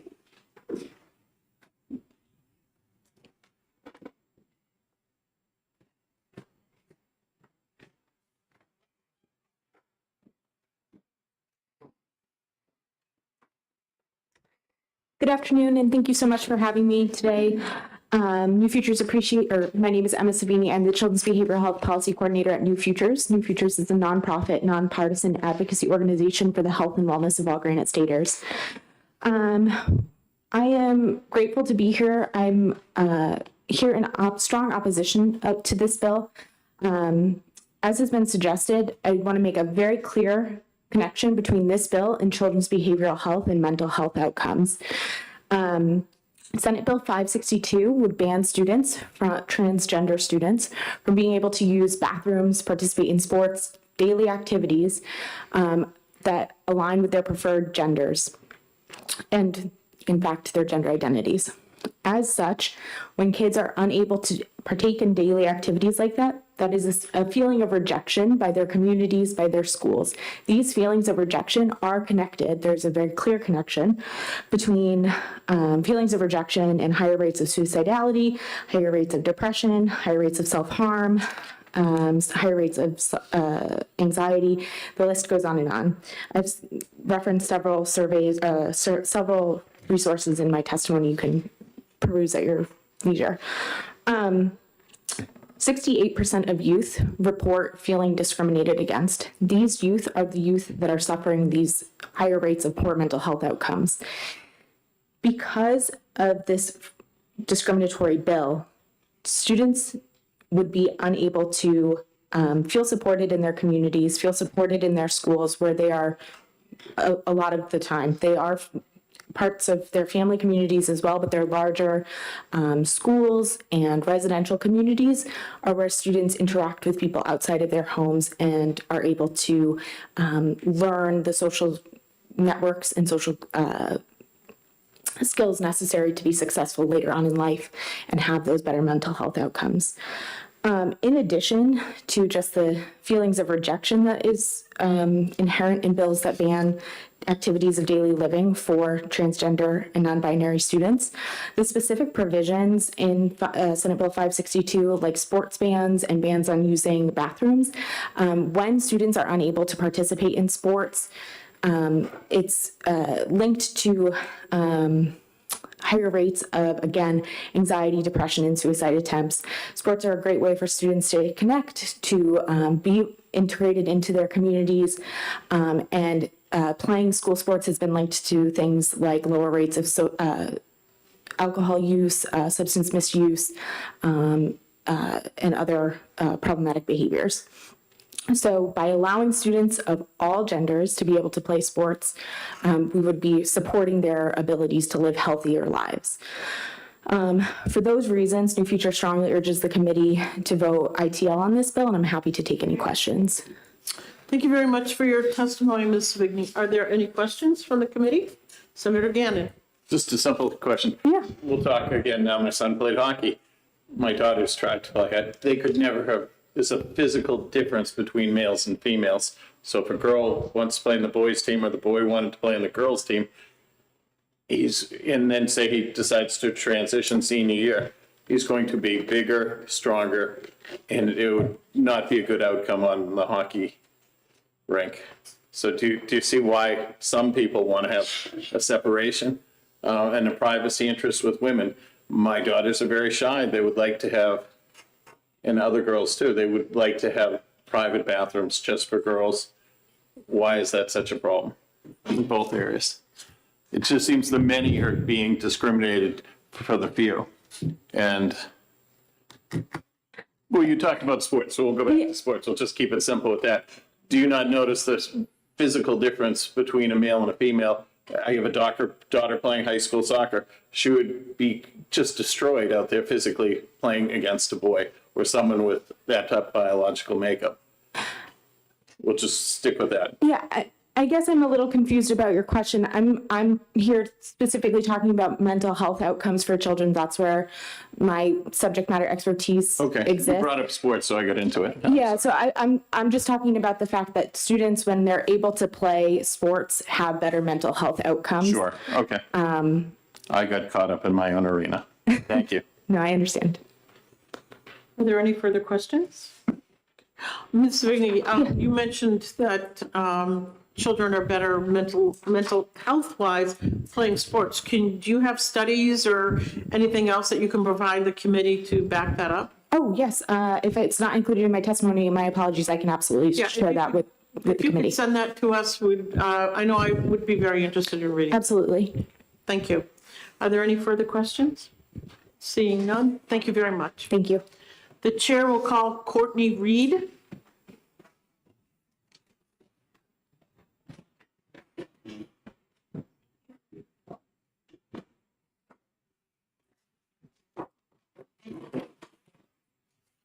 Hi, good afternoon. My name is Courtney Reed. I serve as policy advocate with the ACLU New Hampshire, and I want to thank you for allowing me to provide testimony in opposition to SB 562.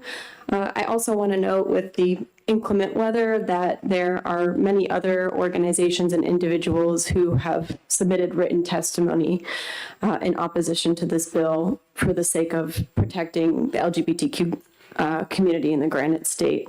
And I encourage the committee to review that testimony.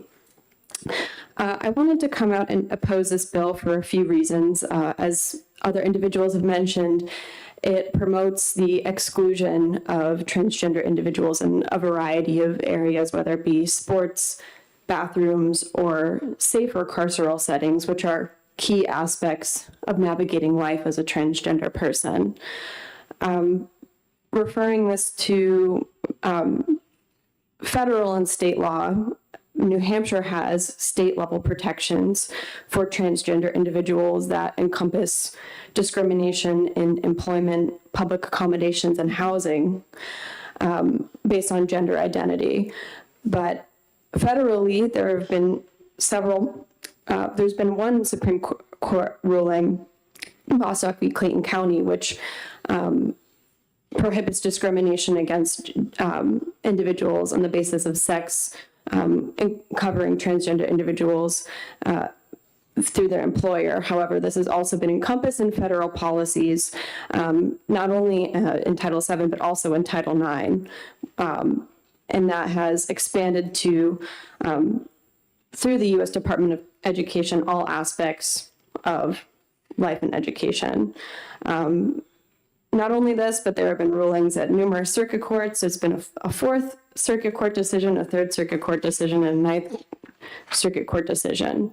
But with all of that aside, I think it's important that we also look at some of the federal law that this bill would put in violation, particularly with how this bill opens up liability for New Hampshire state jails and prisons with how they regard housing placements for transgender individuals. Not only would this violate RSA 354A, but it would also violate the Prison Rape Elimination Act and the policy enacted by the Federal Bureau of Prisons, which requires special consideration for transgender individuals' safeties when determining their housing placements. It's my understanding that one's gender identity doesn't automatically guarantee them access to placement, but the safety and consideration of transgender individuals is determining their placement, as well as the safety of other inmates. And with that, when it comes to how other individuals might feel in these settings, whether it be in carceral settings or in bathrooms, there have been a few different court rulings that actually counter the right to be separate from someone, for these reasons. For example, in an analogous situation, say an individual in a nursing home refuses to share a room with an individual because of their race or their religion. The same could be applied here. No one has a right to be separate with someone because of their transgender status. But turning away from some of these legal considerations, I also just wanted to undermine some of the policy elements behind why this bill would have a negative impact on transgender individuals if it became law. There have been a few studies surrounding inclusive policies or policies like bathroom bans, and in one study that followed the adoption of an inclusive policy where individuals were allowed to use the bathroom that responds or correlated with their gender, there was no uptick in safety risks. However, when we see bathroom bans implemented in schools, there's actually a greater risk to transgender individuals facing sexual assault or violence. And I think the same could be made in cases of athletics or other areas of life where having this separation where someone might, socially act as a girl all day long, but then have to play on the boys basketball team is confusing to their peers, but it also sends a message of outsiderness or stigmatizes transgender people in public settings. And to also follow up on that, athletic associations like the NCAA, sorry, not a sports person, or the Olympic Association, have their own policies in place about testing and standards. And I think this bill unnecessarily would allow schools or other associations to just have an outright ban that isn't congruent with what a lot of major athletic groups are doing. And so for all those reasons, I hope that you consider these points as well as the points of many other LGBTQ advocates and vote this bill inexpedient to legislate. And I'm happy to take questions as best I can. Thank you. Thank you very much for your testimony. Are there any questions from committee? Ms. Reed, I just have a quick question. You've referenced a number of studies. Are these the ones that you have? Yeah. And the ones you referenced? Okay. Yeah. Thank you for your question. And I will send an email of this. So when you get a digital copy, you can just click the link. Okay. And you should be able to access That would make it much easier for us. Thank you so much. Appreciate that. Okay. Are there any further questions? Seeing none, thank you. The chair will call Michelle Foisey. I think I got that right. Okay. Good afternoon, Ms. Foisey.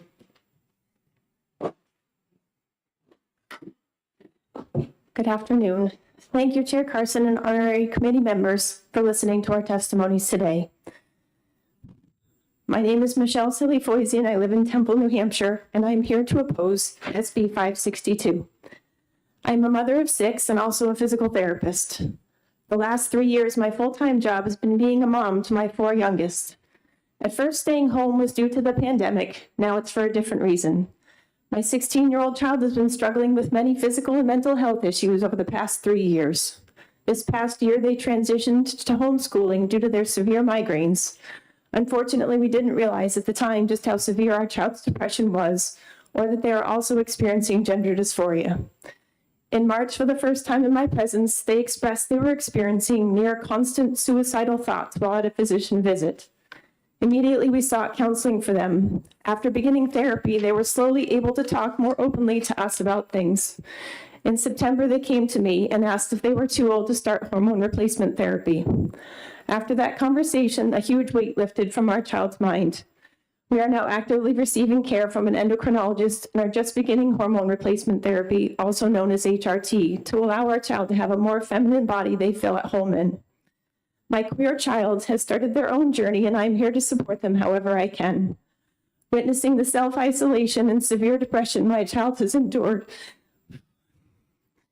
has been horrific and painful as their mother, a heartache I hope few parents have to cope with.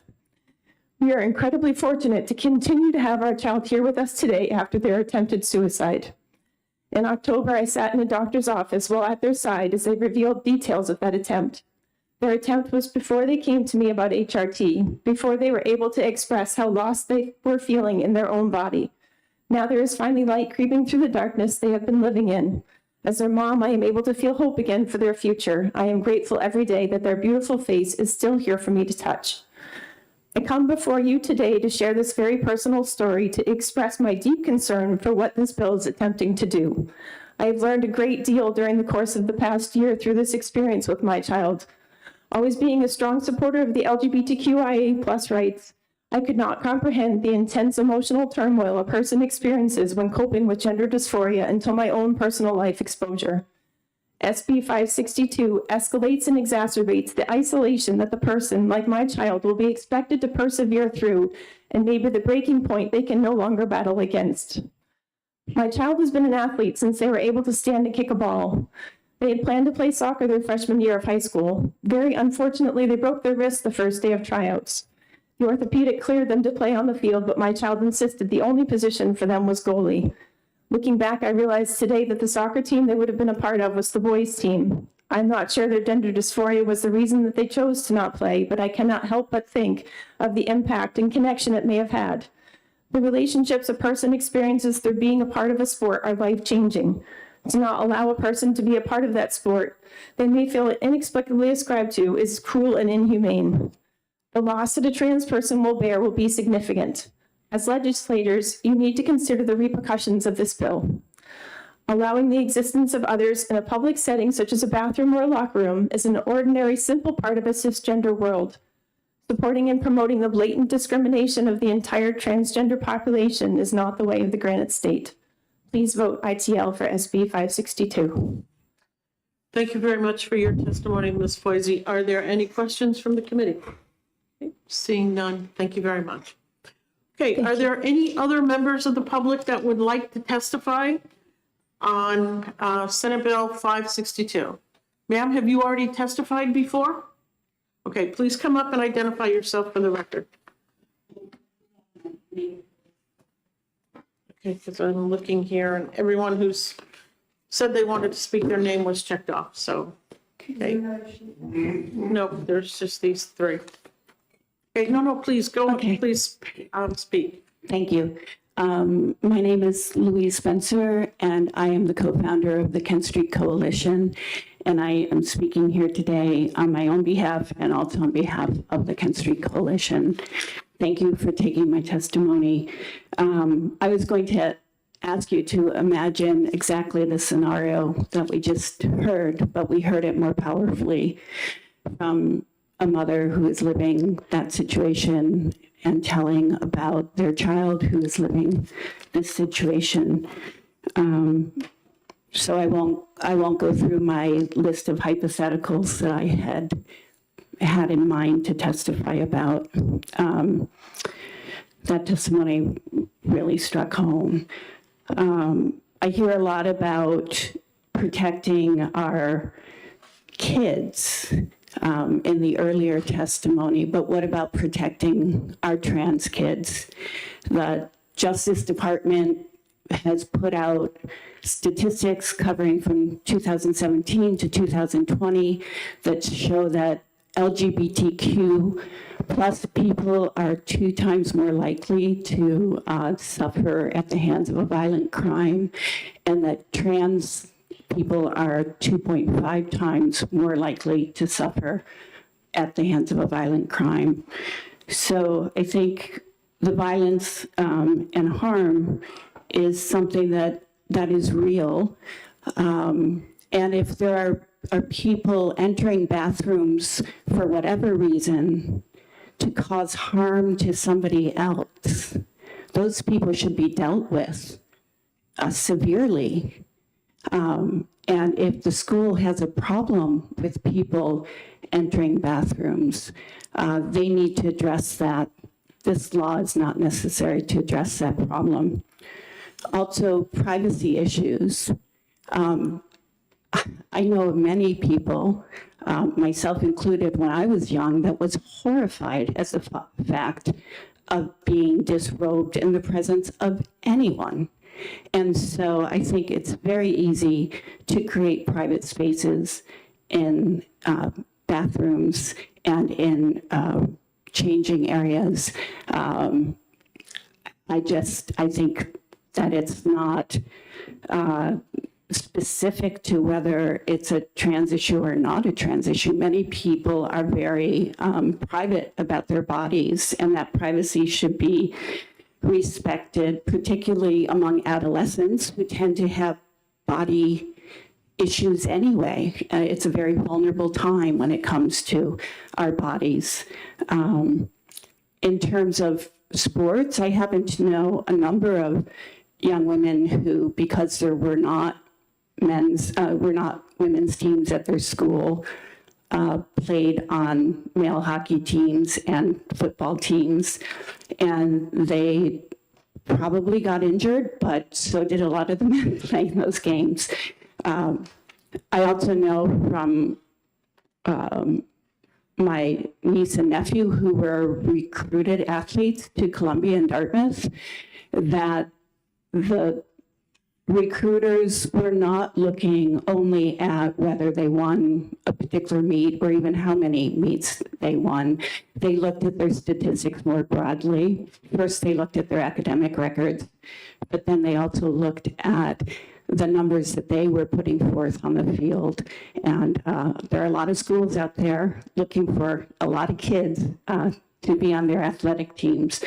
So this seems like a lot of manufactured concern, not to say that there aren't real concerns that might need to be addressed. For example, it should never be okay for anyone to go into a bathroom at a school and intimidate, assault, or bully somebody. That needs to be addressed. That's a problem.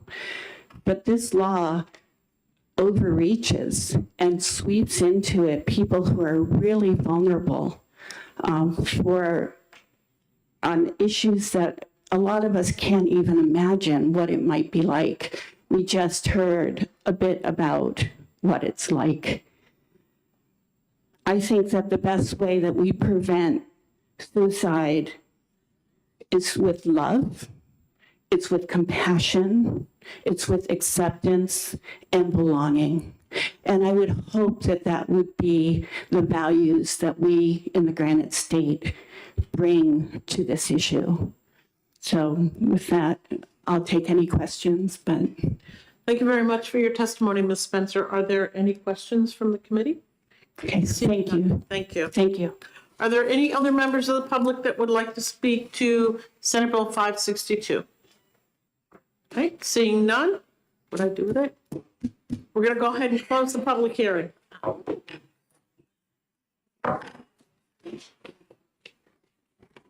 Pounding on the desk with a monkey.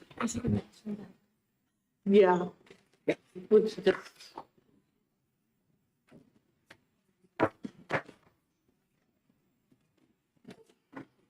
I have to go upstairs at 3:15. But I'm going to try to.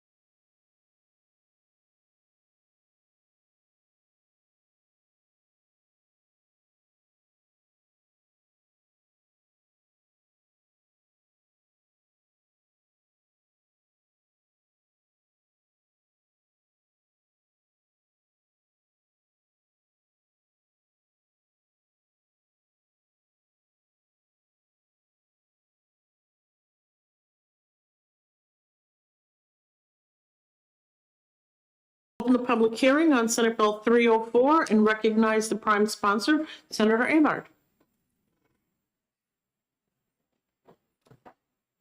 Thank you, Madam Chair, committee members. For the record, I'm Senator Kevin Avard. District 12. And I am the prime sponsor on SB 304FN.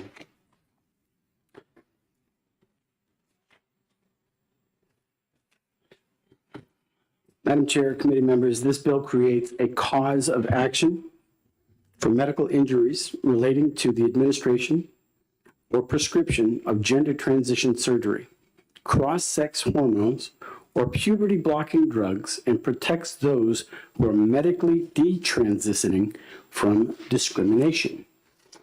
Can you hear me? Okay. Yep, we can I'm hear making myself clear. Okay, good. Little soft-spoken the last time. First of all, Madam Chair and committee members, I want to quibble a little bit with OLS, our title on this bill. You see, the title says that this bill creates a cause of action for detransitioners. That's close, but it's not exactly legally right. Under RSA 507E, New Hampshire already has a general cause of action for medical injury. This cause of action is open-ended. It can include any type of medical injury so long as the elements in 507E are met. Under our current law, there's actually nothing stopping a detransitioner from bringing a medical malpractice suit tomorrow. The problem is that because of this developing area, there's a great uncertainty about how medical injury statutes would apply in a suit by a detransitioner, especially with regards to the state's statute of limitations. The goal of this bill is not to create a fundamental new cause of action, but to give a greater clarity to both detransitioners and medical professionals. The secondary goal of this bill is to clarify under 345A, discriminating against someone for being a detransitioner is a form of gender identity discrimination. And I would argue that it is already the law under the Supreme Court decision in Bostic. But this bill modifies 345A and would make that explicit. I first want to distinguish this bill from other bills on the issue that we're seeing around the country. You might have heard that some states have used civil cause of action to enact, in effect, a total ban on medical transitioning. That is not this bill. Should this bill become law, a patient will not be automatically entitled to monetary award just because they have transitioned. They will still have to meet the regulatory elements or the regular elements of existing medical injury law in 507E. There will simply be less ambiguity about how the law is going to apply. Under RSA 508(4), New Hampshire uses that what is called discovery rule to determine when the statute of limitations starts to accrue in a medical malpractice action. Currently, you must sue for medical injury in New Hampshire within 3 years of when you discovered the injury. The problem is that in a detransitioner, it is not clear when the discovery happened. When detransitioner suits start to be filed in New Hampshire, and that will be brought whether this bill is passed or not, both parties will have to spend undue time and expenses litigating the issue when the discovery happened. This bill will resolve the question going forward.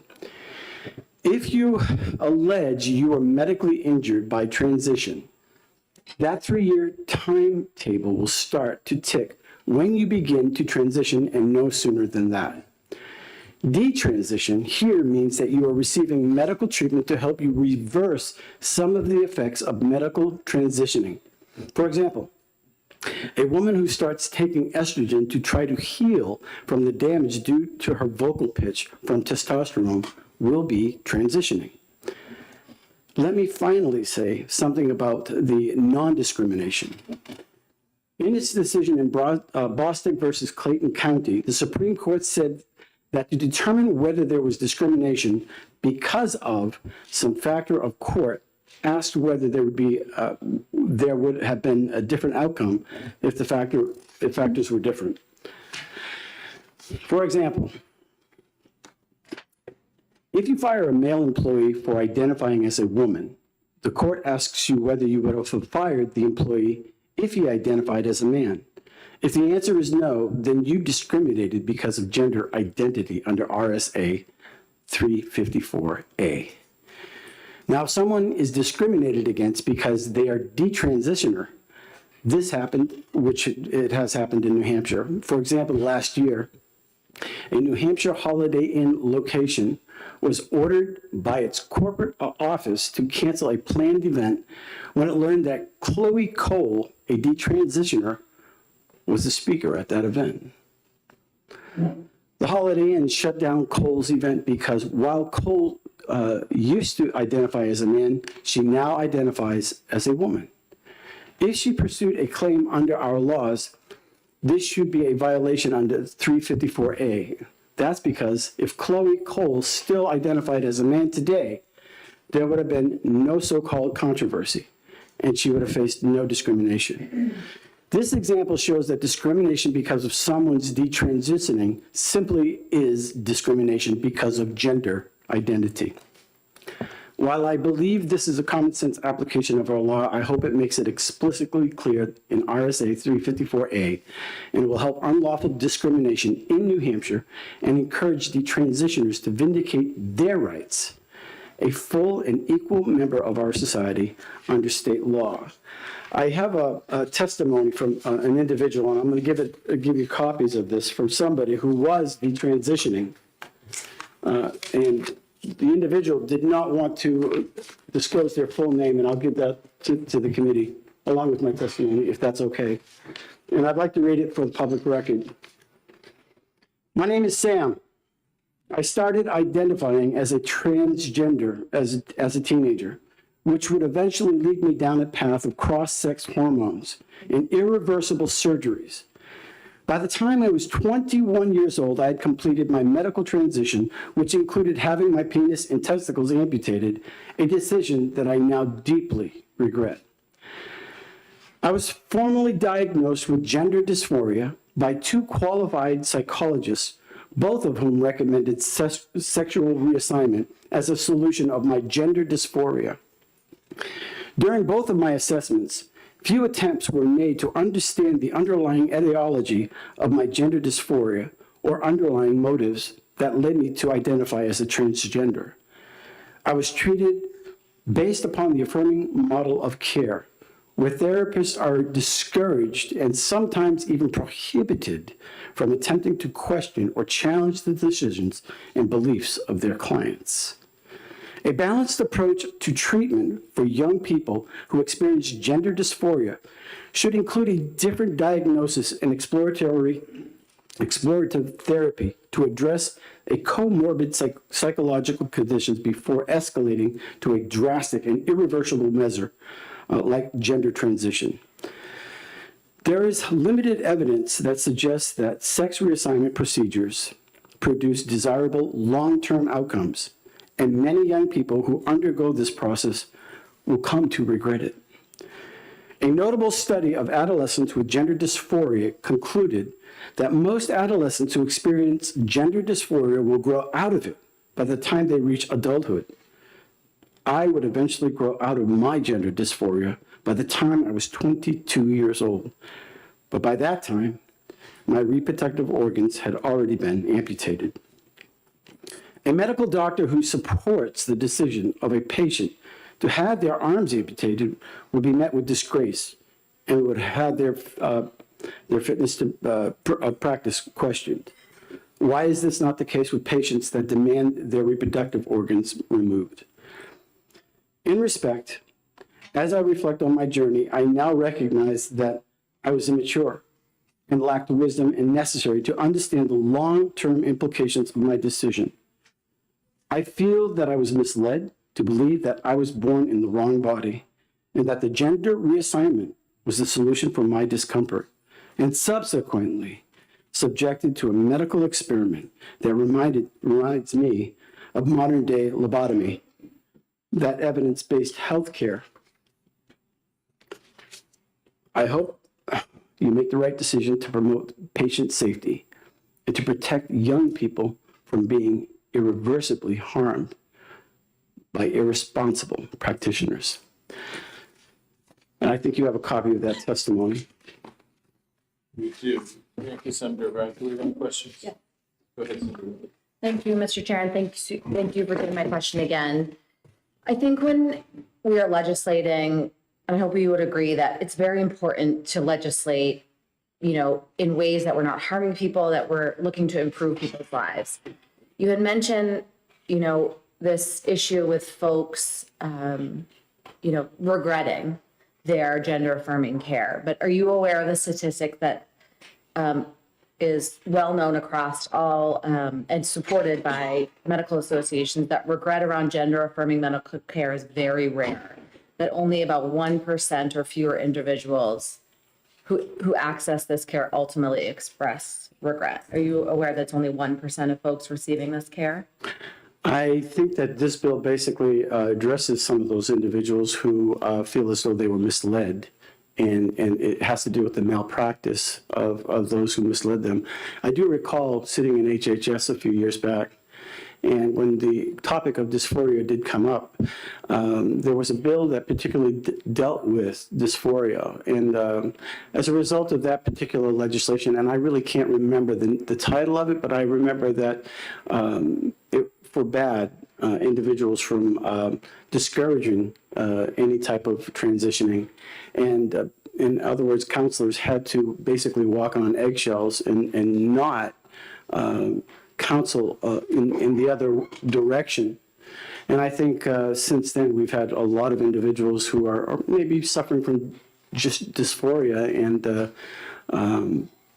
this bill basically protects their rights so that they're not discriminated against, Senator. That's the important part of this issue, and it's really narrow in scope. It's not stopping anybody from transitioning, but if they're misdiagnosed and major surgery has happened that basically is irreversible, it sets a timeline for their ability to have recourse and not be discriminated against. Thank you, Mr. Chair, and thank you for taking my other question. And, I think we're all concerned with making sure people receive adequate care. And, I'm not a doctor. And so I do think it's important to look to experts, all major medical organizations, all of them.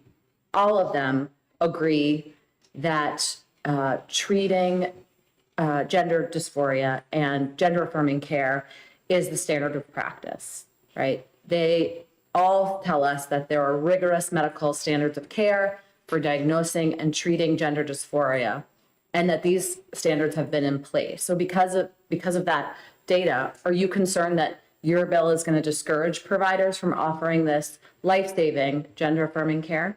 No, I think my bill basically encourages people to take more care in their treatment, and even experts make bad choices. Follow-up? And you think this is a problem in New Hampshire of our providers making bad choices? No, what I said was this is a bill that protects individuals from being discriminated from, and that is the whole purpose of this bill, so that they're not discriminated against when they detransition. That's the purpose of this bill. Follow-up? And is that a problem in New Hampshire that you feel that individuals are being discriminated against? That's a problem in New Hampshire you're looking to solve? I don't want it to be.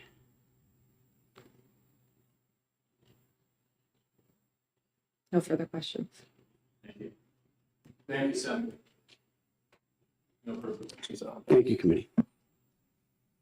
Stephen Starr.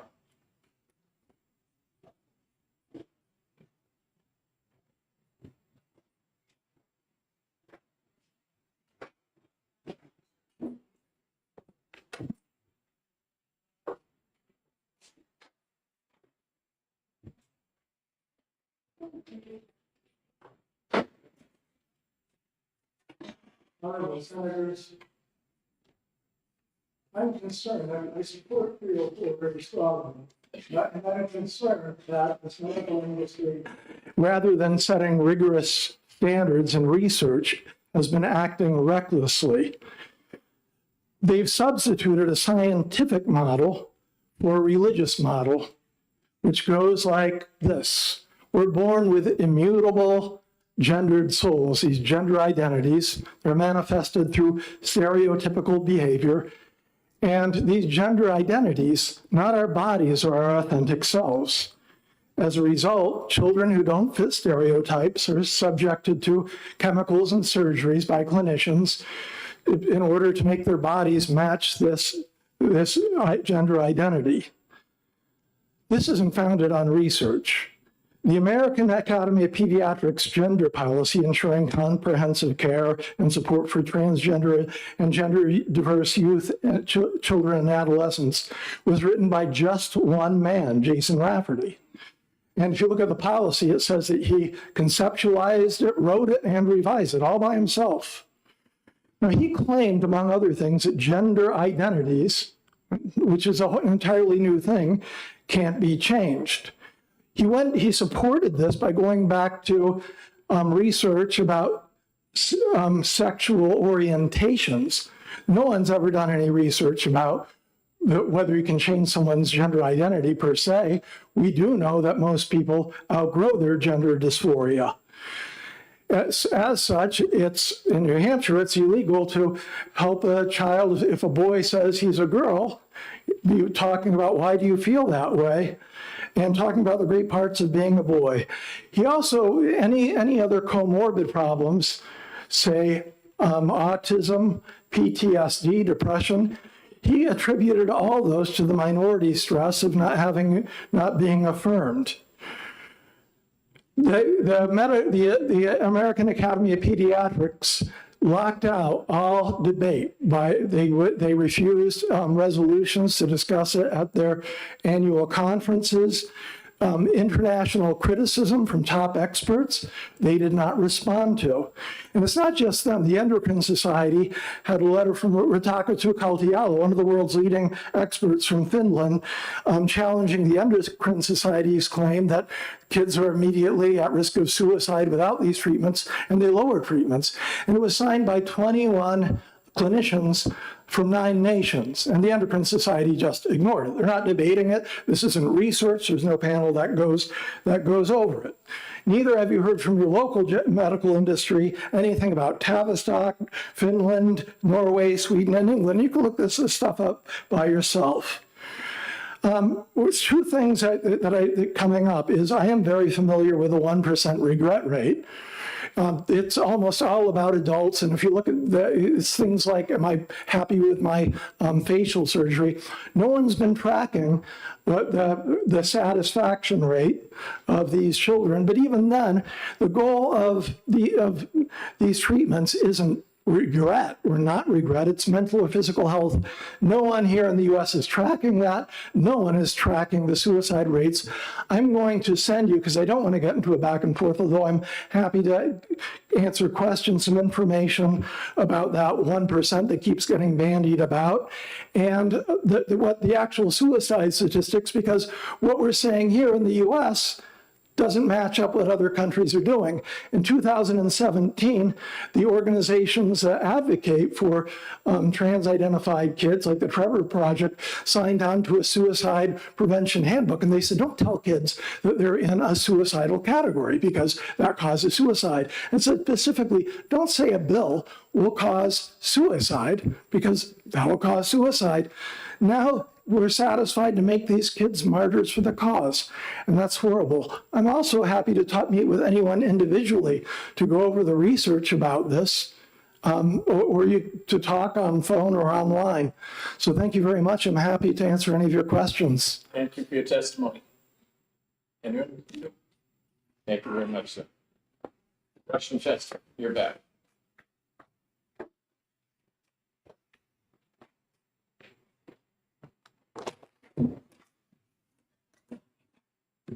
Thank you, committee chair. Thank you, committee members. I just want to, I've heard a lot today about, the risk of suicide. Like I said, the bottom line is that there is a lot of situations where the suicides does not appropriately, the statistics are not appropriate. one of the things I want to point out is we all agree that we want all our children, all our adults to be able to have access to appropriate mental health and physical health care. We want them to be able to feel safe and to trust their providers. I heard a lot today about the suicide rate, about discrimination, about transgender. There is a lot of evidence that the suicide rate in transgender youth it existed before and after they transitioned. But I want to speak specifically about our most vulnerable people in our society, which are the folks that are on the autistic spectrum, the folks that are underprivileged, that maybe didn't have the opportunity to start playing sports at a really young age and become really good at it, all that kind of thing. The problem is that there is 6 times more likely that someone who is autistic will also identify as transgender. That should be alarming. That should be really alarming, seeing that only 1.06 or 0.6 identify as transgender, and of that, 6 times more likely that they're on the autistic spectrum. I would argue that the transgender community, unfortunately, has latched on to the LGB community and twisted the situation to the point that it has caused so much confusion and coercion that we are going down such a slippery slope. We are going to have thousands, hundreds of thousands of people in our country that don't know who they are, why they exist, and we're going to see mental health continue to spike because of this. I have a transgender son, I'm not sure. I know she was born biologically female. I know she identifies as male now. I don't know her whole entire situation as far as while she's trans, where she is in her process. It doesn't matter to me. I love her regardless. But my heart weeps knowing that she never felt comfortable coming forward because she was afraid that she would be destroyed because the school system suggested it. The bottom line, people, is that this is a way to hold people accountable and responsible. And I would think anyone who cares about our children would want to do that. All we want to do is hold people accountable and responsible for their either lying to us or not knowing the whole thing, going by just what one group says or one study says. That's all this bill is trying to do. And I can't in good conscience understand why anyone would be opposed to something like this. I'm not trying to keep my daughter from becoming a boy. I'm not trying to keep her, I'm not hoping that she regrets her choice. I love her regardless. And I don't call her him or her or whatever. I usually call her by her name and the name she prefers to go by now. I'm fine with that. But what's important here is this is about the protection for people. We know now that sometimes our healthcare providers, although they took an oath, they're not honoring that oath because their arms are getting twisted by the money that's attached. We know that. And that's what this bill is trying to prevent. And that's all. Thank you, Ms. Chester. Any questions? Seeing none, thank you. Shannon McGinley.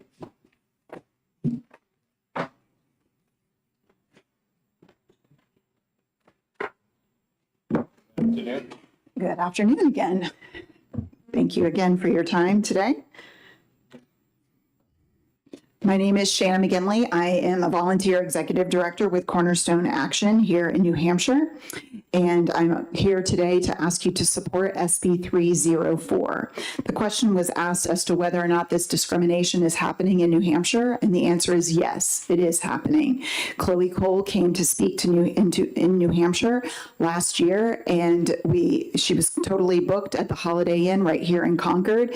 And when corporate found out that she was coming to speak, they canceled the event.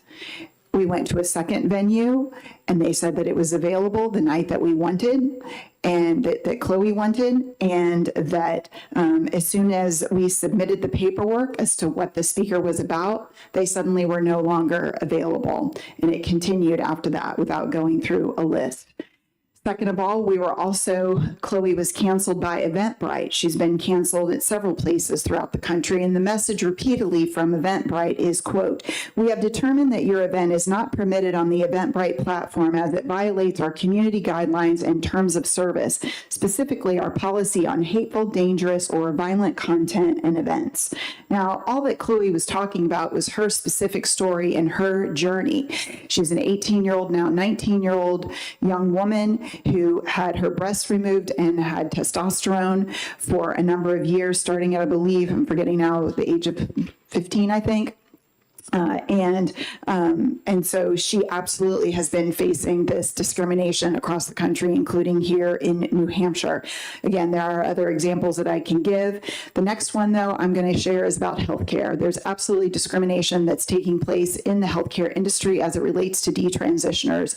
Because Cornerstone has been at the tip of the spear on this issue, or in the paper and in the media, we've received several inquiries over the past few years asking for assistance because these individuals are unable to find health care that they need to help them with their various issues that they're having as complications from in most cases, it's testosterone. In most cases, it's biological women who are dealing with the fallout from their surgeries and the drugs that they were taking. And I've had to work very hard in finding physicians who will assist them in hormone replacement after having their ovaries and their uterus removed. One of the challenges when they receive the testosterone is that they begin to have great abdominal pain.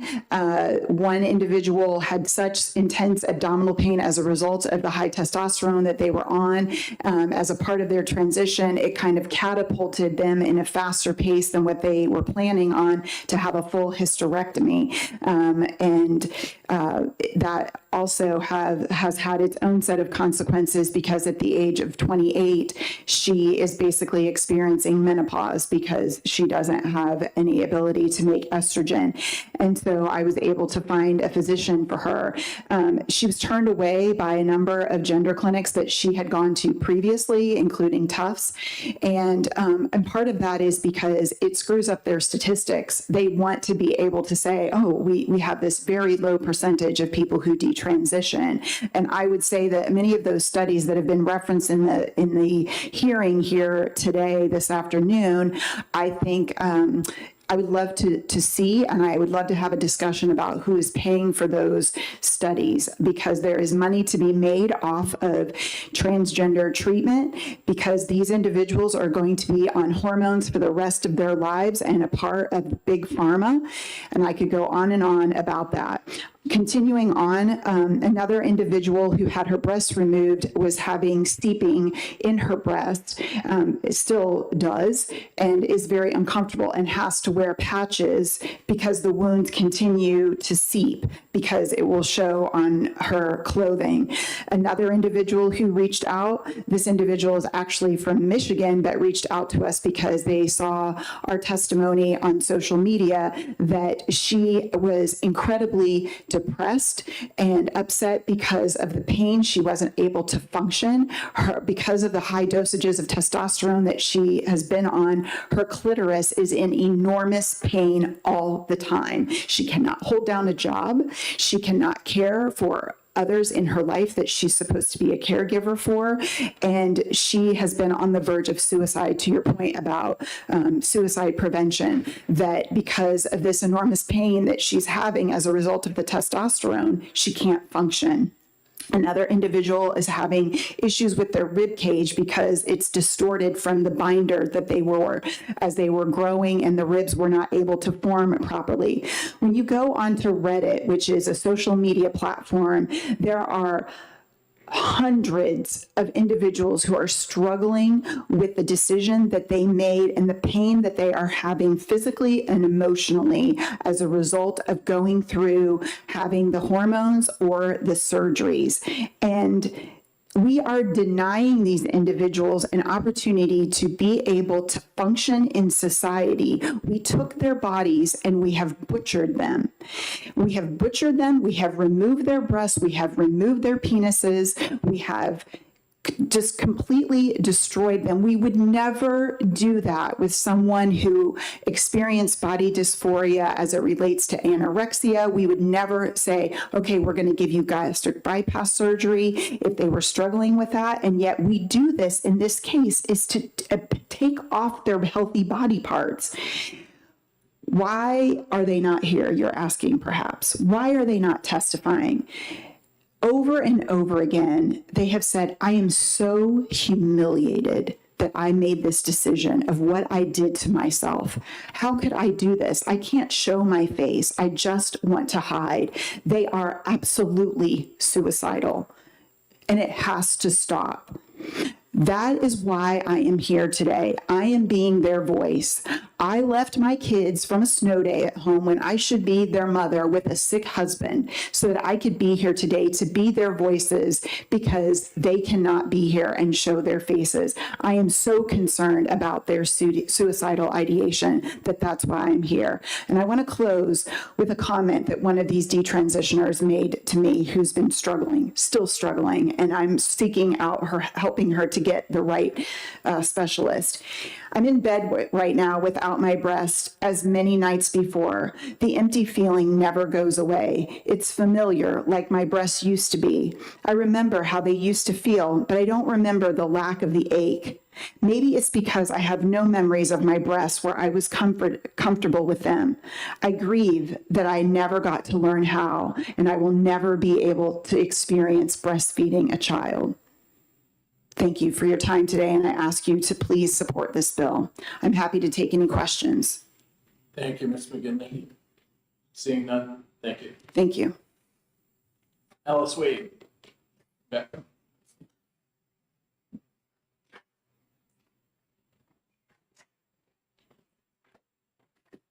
Welcome back.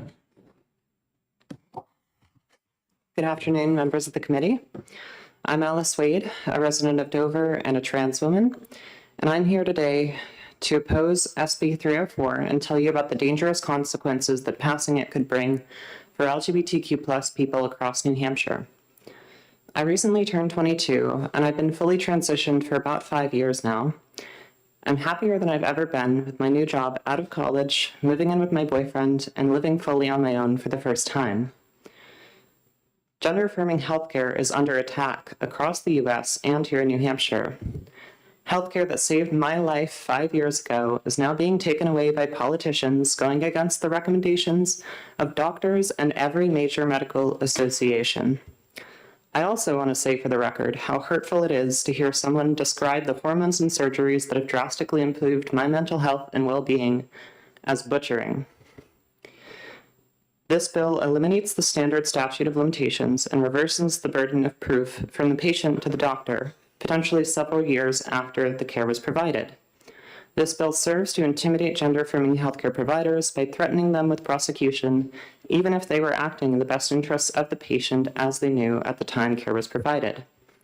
There are already many safeguards that I myself have had to go through to ensure that I knew the risks and was absolutely certain I received care. I wanted to receive care. The National Center for Transgender Equality found that the most common reasons for detransitioning were lack of support at home, problems in the workplace, and harassment and discrimination. Doctors should not be intimidated into not practicing life-saving medicine here in New Hampshire for fear of legal action. I urge you to vote ITL on SB 304. Thank you, and I'm happy to answer any questions. Thank you, Ms. Wade. Seeing that, have a good day. Thank you. Courtney Reed.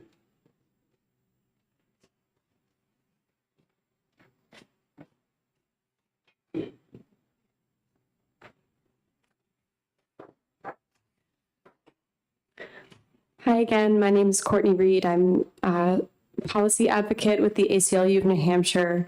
Thank you for allowing me to speak in opposition to this bill. I wanted to bring up a couple of points of concern surrounding SB 304. Just firstly, that the bill targets healthcare for one type of person, people who are gender nonconforming or transgender. And through this targeting of gender affirming care, it would drive qualified providers out of the granite state. But lastly, the bill also changes definitions to sex and gender in state law in ways that would reduce the strength of the state's non-discrimination protections for transgender individuals. I've mentioned this in the context of laws aimed at targeting abortion rights, but I think you could say the same for this bill, where the risk of litigation is so high that providers will have to act outside of their best medical judgment or will refrain from providing medically necessary care that they believe and that patients and families believe is in the best interest of the patient out of fear of lawsuits. And moreover, even if they wanted to continue providing care, should this bill become law, the medical malpractice insurance would be potentially prohibitive of them providing that care at all. And this is actually played out in a few different scenarios where, for example, a gender affirming care ban in Iowa prompted providers in Illinois to open up a clinic right on the state border to try to make access for that care for Iowa residents more accessible. The clinic hasn't been able to open because the costs for malpractice insurance are so high. And I think that that's something that could very well be the case should this bill become law in New Hampshire. As we've heard, every major medical association supports gender affirming care, and that there are numerous studies citing the health benefits, primarily the mental health benefits of access to this care. And I think with that, we also know that physicians and providers are bound to medical ethics when they're making decisions that are in the best interest of their patients. But this bill would target transgender and gender nonconforming healthcare in a few different ways. Firstly, it extends the statute of limitations for causes of action dramatically, where in law now for medical practice, you have a 3-year period to bring forward a claim. This would allow someone, once they begin a medical detransition, to bring a claim forward, which could be years after a procedure is done or any sort of medical intervention is done, as this bill is very wide in scope. And I think what this serves to do and does is that it's based on an assumption that this care is not rooted in evidence, or that there is not an arduous process of consent that goes into making these decisions. And for minors specifically, the consent of the patient is taken into account, as well as the consent of both parents, along with a note from a mental health specialist. And this legislation ignores this process and also presumes that someone who has access to this care has been misled, or that they've been a victim of some sort of medical mistake, despite numerous studies that show how much this care benefits the people who so desperately need it, and that this care has a lower rate of regret than many other practices in medicine. So I don't know why it's being held to such a higher standard. than we're seeing in other disciplines. But not only that, the bill also makes it more difficult for providers by reversing the burden of proof onto the provider, which is a scary precedent by, once again, being rooted in the assumption that the provider acted without an informed consent or outside of the scope of standard of care. And I also wanted to quickly touch on some of the definitional changes. In my last testimony, I mentioned Bostock v. Clayton County, which is a case that states, discrimination on an employer can't be rooted in gender identity.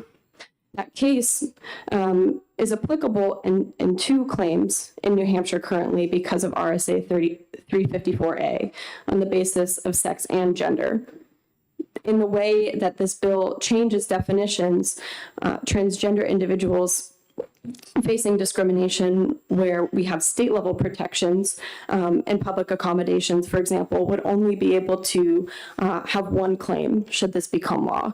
So it limits the ability for individuals to seek legal recourse for acts of discrimination.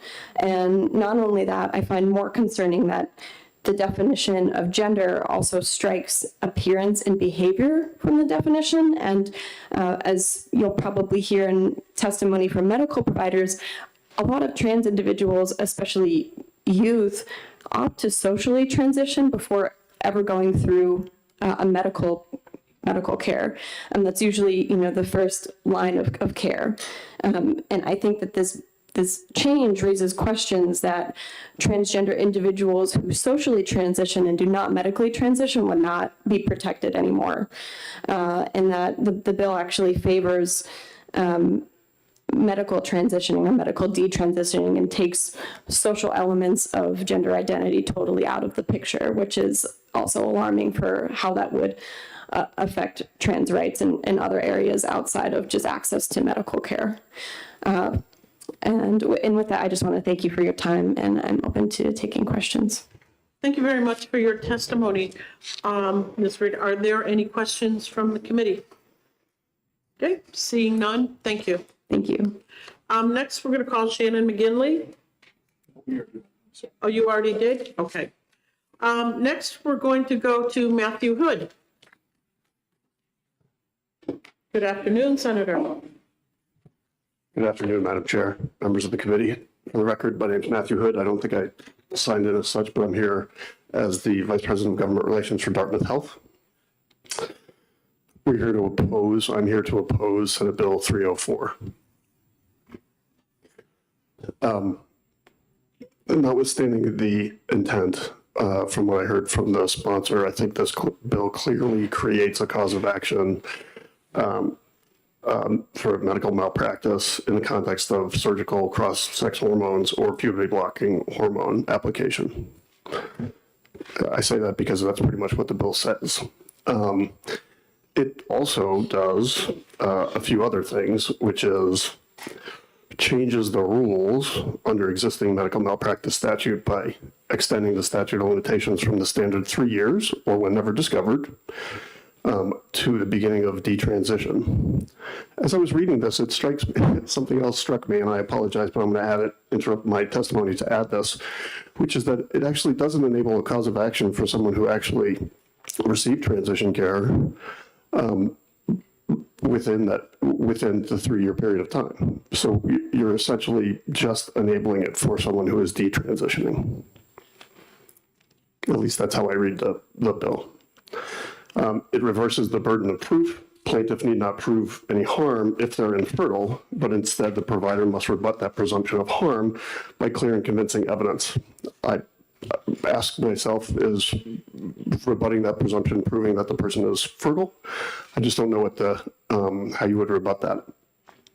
I would also say that it's fairly, this brings me to one of my last points, which is that gender-affirming medical or surgical therapies pose known risks to fertility. I am happy to provide links to studies and institutions that affirm this. It's not particularly surprising. Translational Andrology and Urology Journal is one, and the Mayo Clinic also talks about the risks to fertility, and moreover that there should be discussions with people who are undergoing trans care about those risks, as well as options for fertility. So the bill doesn't talk about how to define fertility. Is it binary? Is it in vitro fertilization? Is it freezing ovaries and sperm prior to? I just think there's a lot of ambiguities with respect to this, how the statute is drafted, how the bill is drafted, excuse me. The bill is introduced essentially creates a cause of action for providing effective treatment. This is my analogy, my metaphor, so I apologize. But if someone goes in for a vasectomy, that they go in there for a purpose, the purpose is delivered. They probably know that it's possible to reverse, but not guaranteed. The same could be said for someone who's undergoing transgender care, understanding fertility risks. I don't think we create a cause of action against providers for medical malpractice for conducting vasectomies. I'll pause there. There was a lot of testimony that you received, but I wanted to address those points from the perspective of Dartmouth Health, and I'm happy to provide any of the studies that I referenced, but I think it's fairly common knowledge. So, Thank you very much for your testimony. Senator Whitley has a question. Thank you, Madam Chair. The bill sponsor made a pretty startling accusation that providers in New Hampshire that are providing gender-affirming care are doing so with misleading information. I didn't know if you wanted to address that. So I learned a long time ago never to question the intent or motives of a sponsor of a bill. So I'm not going to start to do that now. What I will say is that I respect the work that our providers do. It is science and evidence-based. But they would be happy to make themselves available to answer questions that you may have with respect to gender-affirming care. And so I take a little bit of umbrage with respect to some of the other testimony that I heard with respect to the cost motivation, particularly when the Alzheimer's drugs are exceedingly expensive, and if no one would doubt a provider who prescribed it that they were seeking profit motivation, nor would I argue that gender-affirming care, frankly. I have been in the situation where I'm fighting with public payers to get reimbursement for the care that's provided. So to say that it's a money grab is a bit disingenuous if you're actually familiar with what it's like on the ground floor. Follow-up? Thank you, Madam Chair, and thank you for taking my question.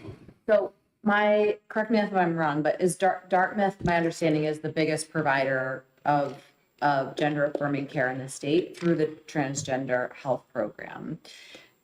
And correct me if I'm wrong with that. There has been some testimony that this bill would have a chilling effect on providers who are providing gender-affirming care. I'm wondering if Dartmouth has a perspective on that. It creates a cause of action in medical malpractice for providing a care that patients ask for, and is done with the typical standards of medical care, again, science and evidence-based. So if there's a cause of action that lies there, yeah, I would think we would discourage providers from providing that care, and there would be huge liability issues for our providers and the institution. Thank you. Thank you. Are there any further questions? Seeing none, thank you very much, Senator. Thank you very much, Madam Chair, members of the committee. Okay, next we're going to call Marissa Chase. Is she here? Okay. Good afternoon, Ms. Chase. Good afternoon, Madam Chair and members of Judiciary Committee. For the record, my name is Marissa Chase, and I represent the New Hampshire Association for Justice. Typically, when there's a bill that creates a cause of action, you would think the trial lawyers would love it. We are opposed to Senate Bill 304. If you look at the existing statute, RSA 507E, it's pretty short. There are only about 3 sections in that statute because the civil justice system needs to be flexible in order for evolving society. By delineating out one single potential medical injury over other potential medical injuries, I just don't think that's a road that we want to go down as a state. I could see that as a slippery slope. I will also say, so not only does it change RSA 507E and adding in definitions that I believe would be narrowing the stated intent of the bill, that would probably be not helpful. I agree with former Senator Hood that someone could bring a cause of action if they were truly injured today. The statute of limitations currently is 2 years from the age of majority. So if someone was actually injured, if there was actually a negligence was done by a medical provider, then someone would have until their 20th birthday. So, I was talking to Senator Hood out in the hall, and I said, okay, can I run a scenario by you? I said, what if I got a nose job when I was 13 and I just didn't like it? Are we now saying that, and obviously this is very different, but in terms of, I just think it's a dangerous road to go down is the point I'm trying to make when we carve out certain medical procedures from others. I asked, unfortunately, Attorney Holly Haynes could not be here today, but she wanted to state that this essentially would make any medical provider helping someone transition genders liable for doing so if that person later changes their mind and decides to later detransition. I don't know how that would be foreseeable at the time the doctor is providing patient care, and the bill actually gives a presumption of the detransitioning person's burden of proof being met if they became infertile from the treatment they got. Doctors helping people transition genders are still subject to the medical negligence statute if their conduct is unreasonable and they cause harm to their patient. This bill is unnecessary. So happy to try to answer any questions. Thank you very much for your testimony. Are there any questions from the committee? Seeing none, thank you. Thank you. The chair will call Ava Hawks.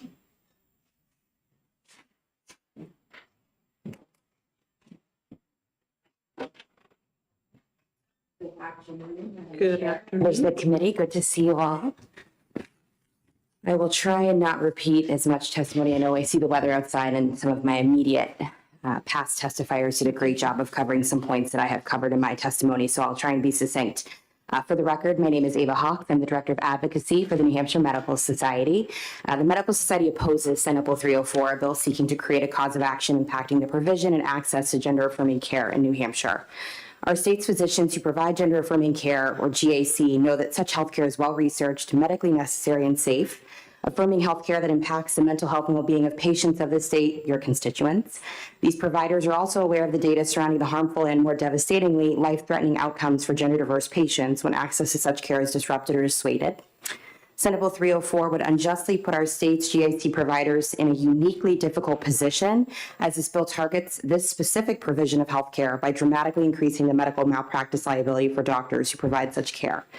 Additionally, the Medical Society joins leading national medical associations that were mentioned earlier, but I feel like it's important to continue to raise, such as the American Medical Association, the American Academy of Pediatrics, and the American Psychiatric Association, just to name a few, in their efforts to safeguard the provision of gender-affirming care around the country and here in New Hampshire, and oppose efforts that seek to erode access to such health care. Furthermore, the physicians of the Live Free or Die state continue to oppose government overreach that seeks to impede access to evidence-based health care, which includes gender-affirming care, and disrupt provider-patient relationships. And for these reasons, the Medical Society would encourage the Senate Judiciary Committee to recommend inexpedient to legislate on Senate Bill 304. Thank you, and I'm happy to take any questions. Thank you very much for your testimony, Ms. Hawks. Excuse me. Are there any questions for Ms. Hawks? Seeing none, thank you. Thank you. Okay, the chair will call Michelle Foisey.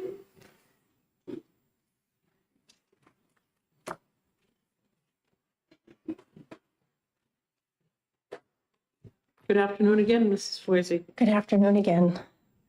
Thank you, Chair Carson, and members of the committee for listening to our testimonies again. My name is Michelle Silly Foisey, and I live in Temple, New Hampshire, and I am here to oppose SB 304. As I mentioned in my opposition to SB 562, I am a mother of 6 and also a physical therapist. As I mentioned, I'm a mother of a 16-year-old child who is in the very beginning stages of receiving hormone replacement treatment for gender dysphoria. My queer child has started their own journey, and I'm here to support them however I can. As I said, witnessing the self-isolation and severe depression my child has endured has been a horrific and painful experience as their mother. Sincerely a heartache I hope few parents have to cope with. We are incredibly fortunate to continue to have our child here with us today after their attempted suicide. Again, I am incredibly grateful every day that their beautiful face is still here for me to touch.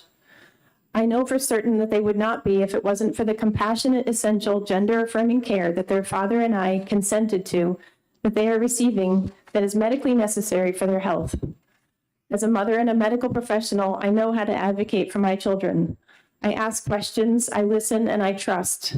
I trust in both the practitioners providing care for my family, and I trust in my children's words. It is very difficult to sit and listen to and hear people speak of bullying parents and members of the community being the cause of my child becoming transgender. Of the possibility that the transgender community exists as a way for the medical community to make money. People speaking of made-up suicide statistics and their need to protect my child from the possibility of their regret and needing a path of recourse. Our trans youth community in New Hampshire will not survive the loss of medical care that this will bring. Many transgender kids die by suicide due to the gender dysphoria they experience and the extreme mental anguish that our society's lack of acceptance imposes every day. Gender-affirming care is not only life-saving, but it is life-giving. Hearing my child say that they are finally able to look at themselves in the mirror and smile again is just one example of the positive impacts it has brought to their life. Whether it be to transition from a gender assigned at birth or to decide later that gender transitioning is no longer right for them, patients should be able to receive and accept the care they and their doctors feel is the most appropriate. Any medical decision made by a doctor and patient encompasses possible regret. This bill singles out healthcare for trans people to a different legal standard that will frighten away qualified providers from New Hampshire. Our Granite State cannot withstand what this bill will do to our care provider network. As a mother, I support this essential medical care and firmly oppose bills like this that aim to make it further out of reach for those who need it most. Please vote ITL for SB 304. Thank you. Thank you very much for your testimony, Ms. Foisey. Are there any questions from the committee? Seeing none, thank you very much for coming here this afternoon. Thank you. Are there any other members of the public who would like to speak to Senate Bill 304? Okay. Seeing none, we'll close the public hearing. We are done our business for the day. Thank you very much for all coming in on a very snowy afternoon. We appreciate hearing from you. Take care.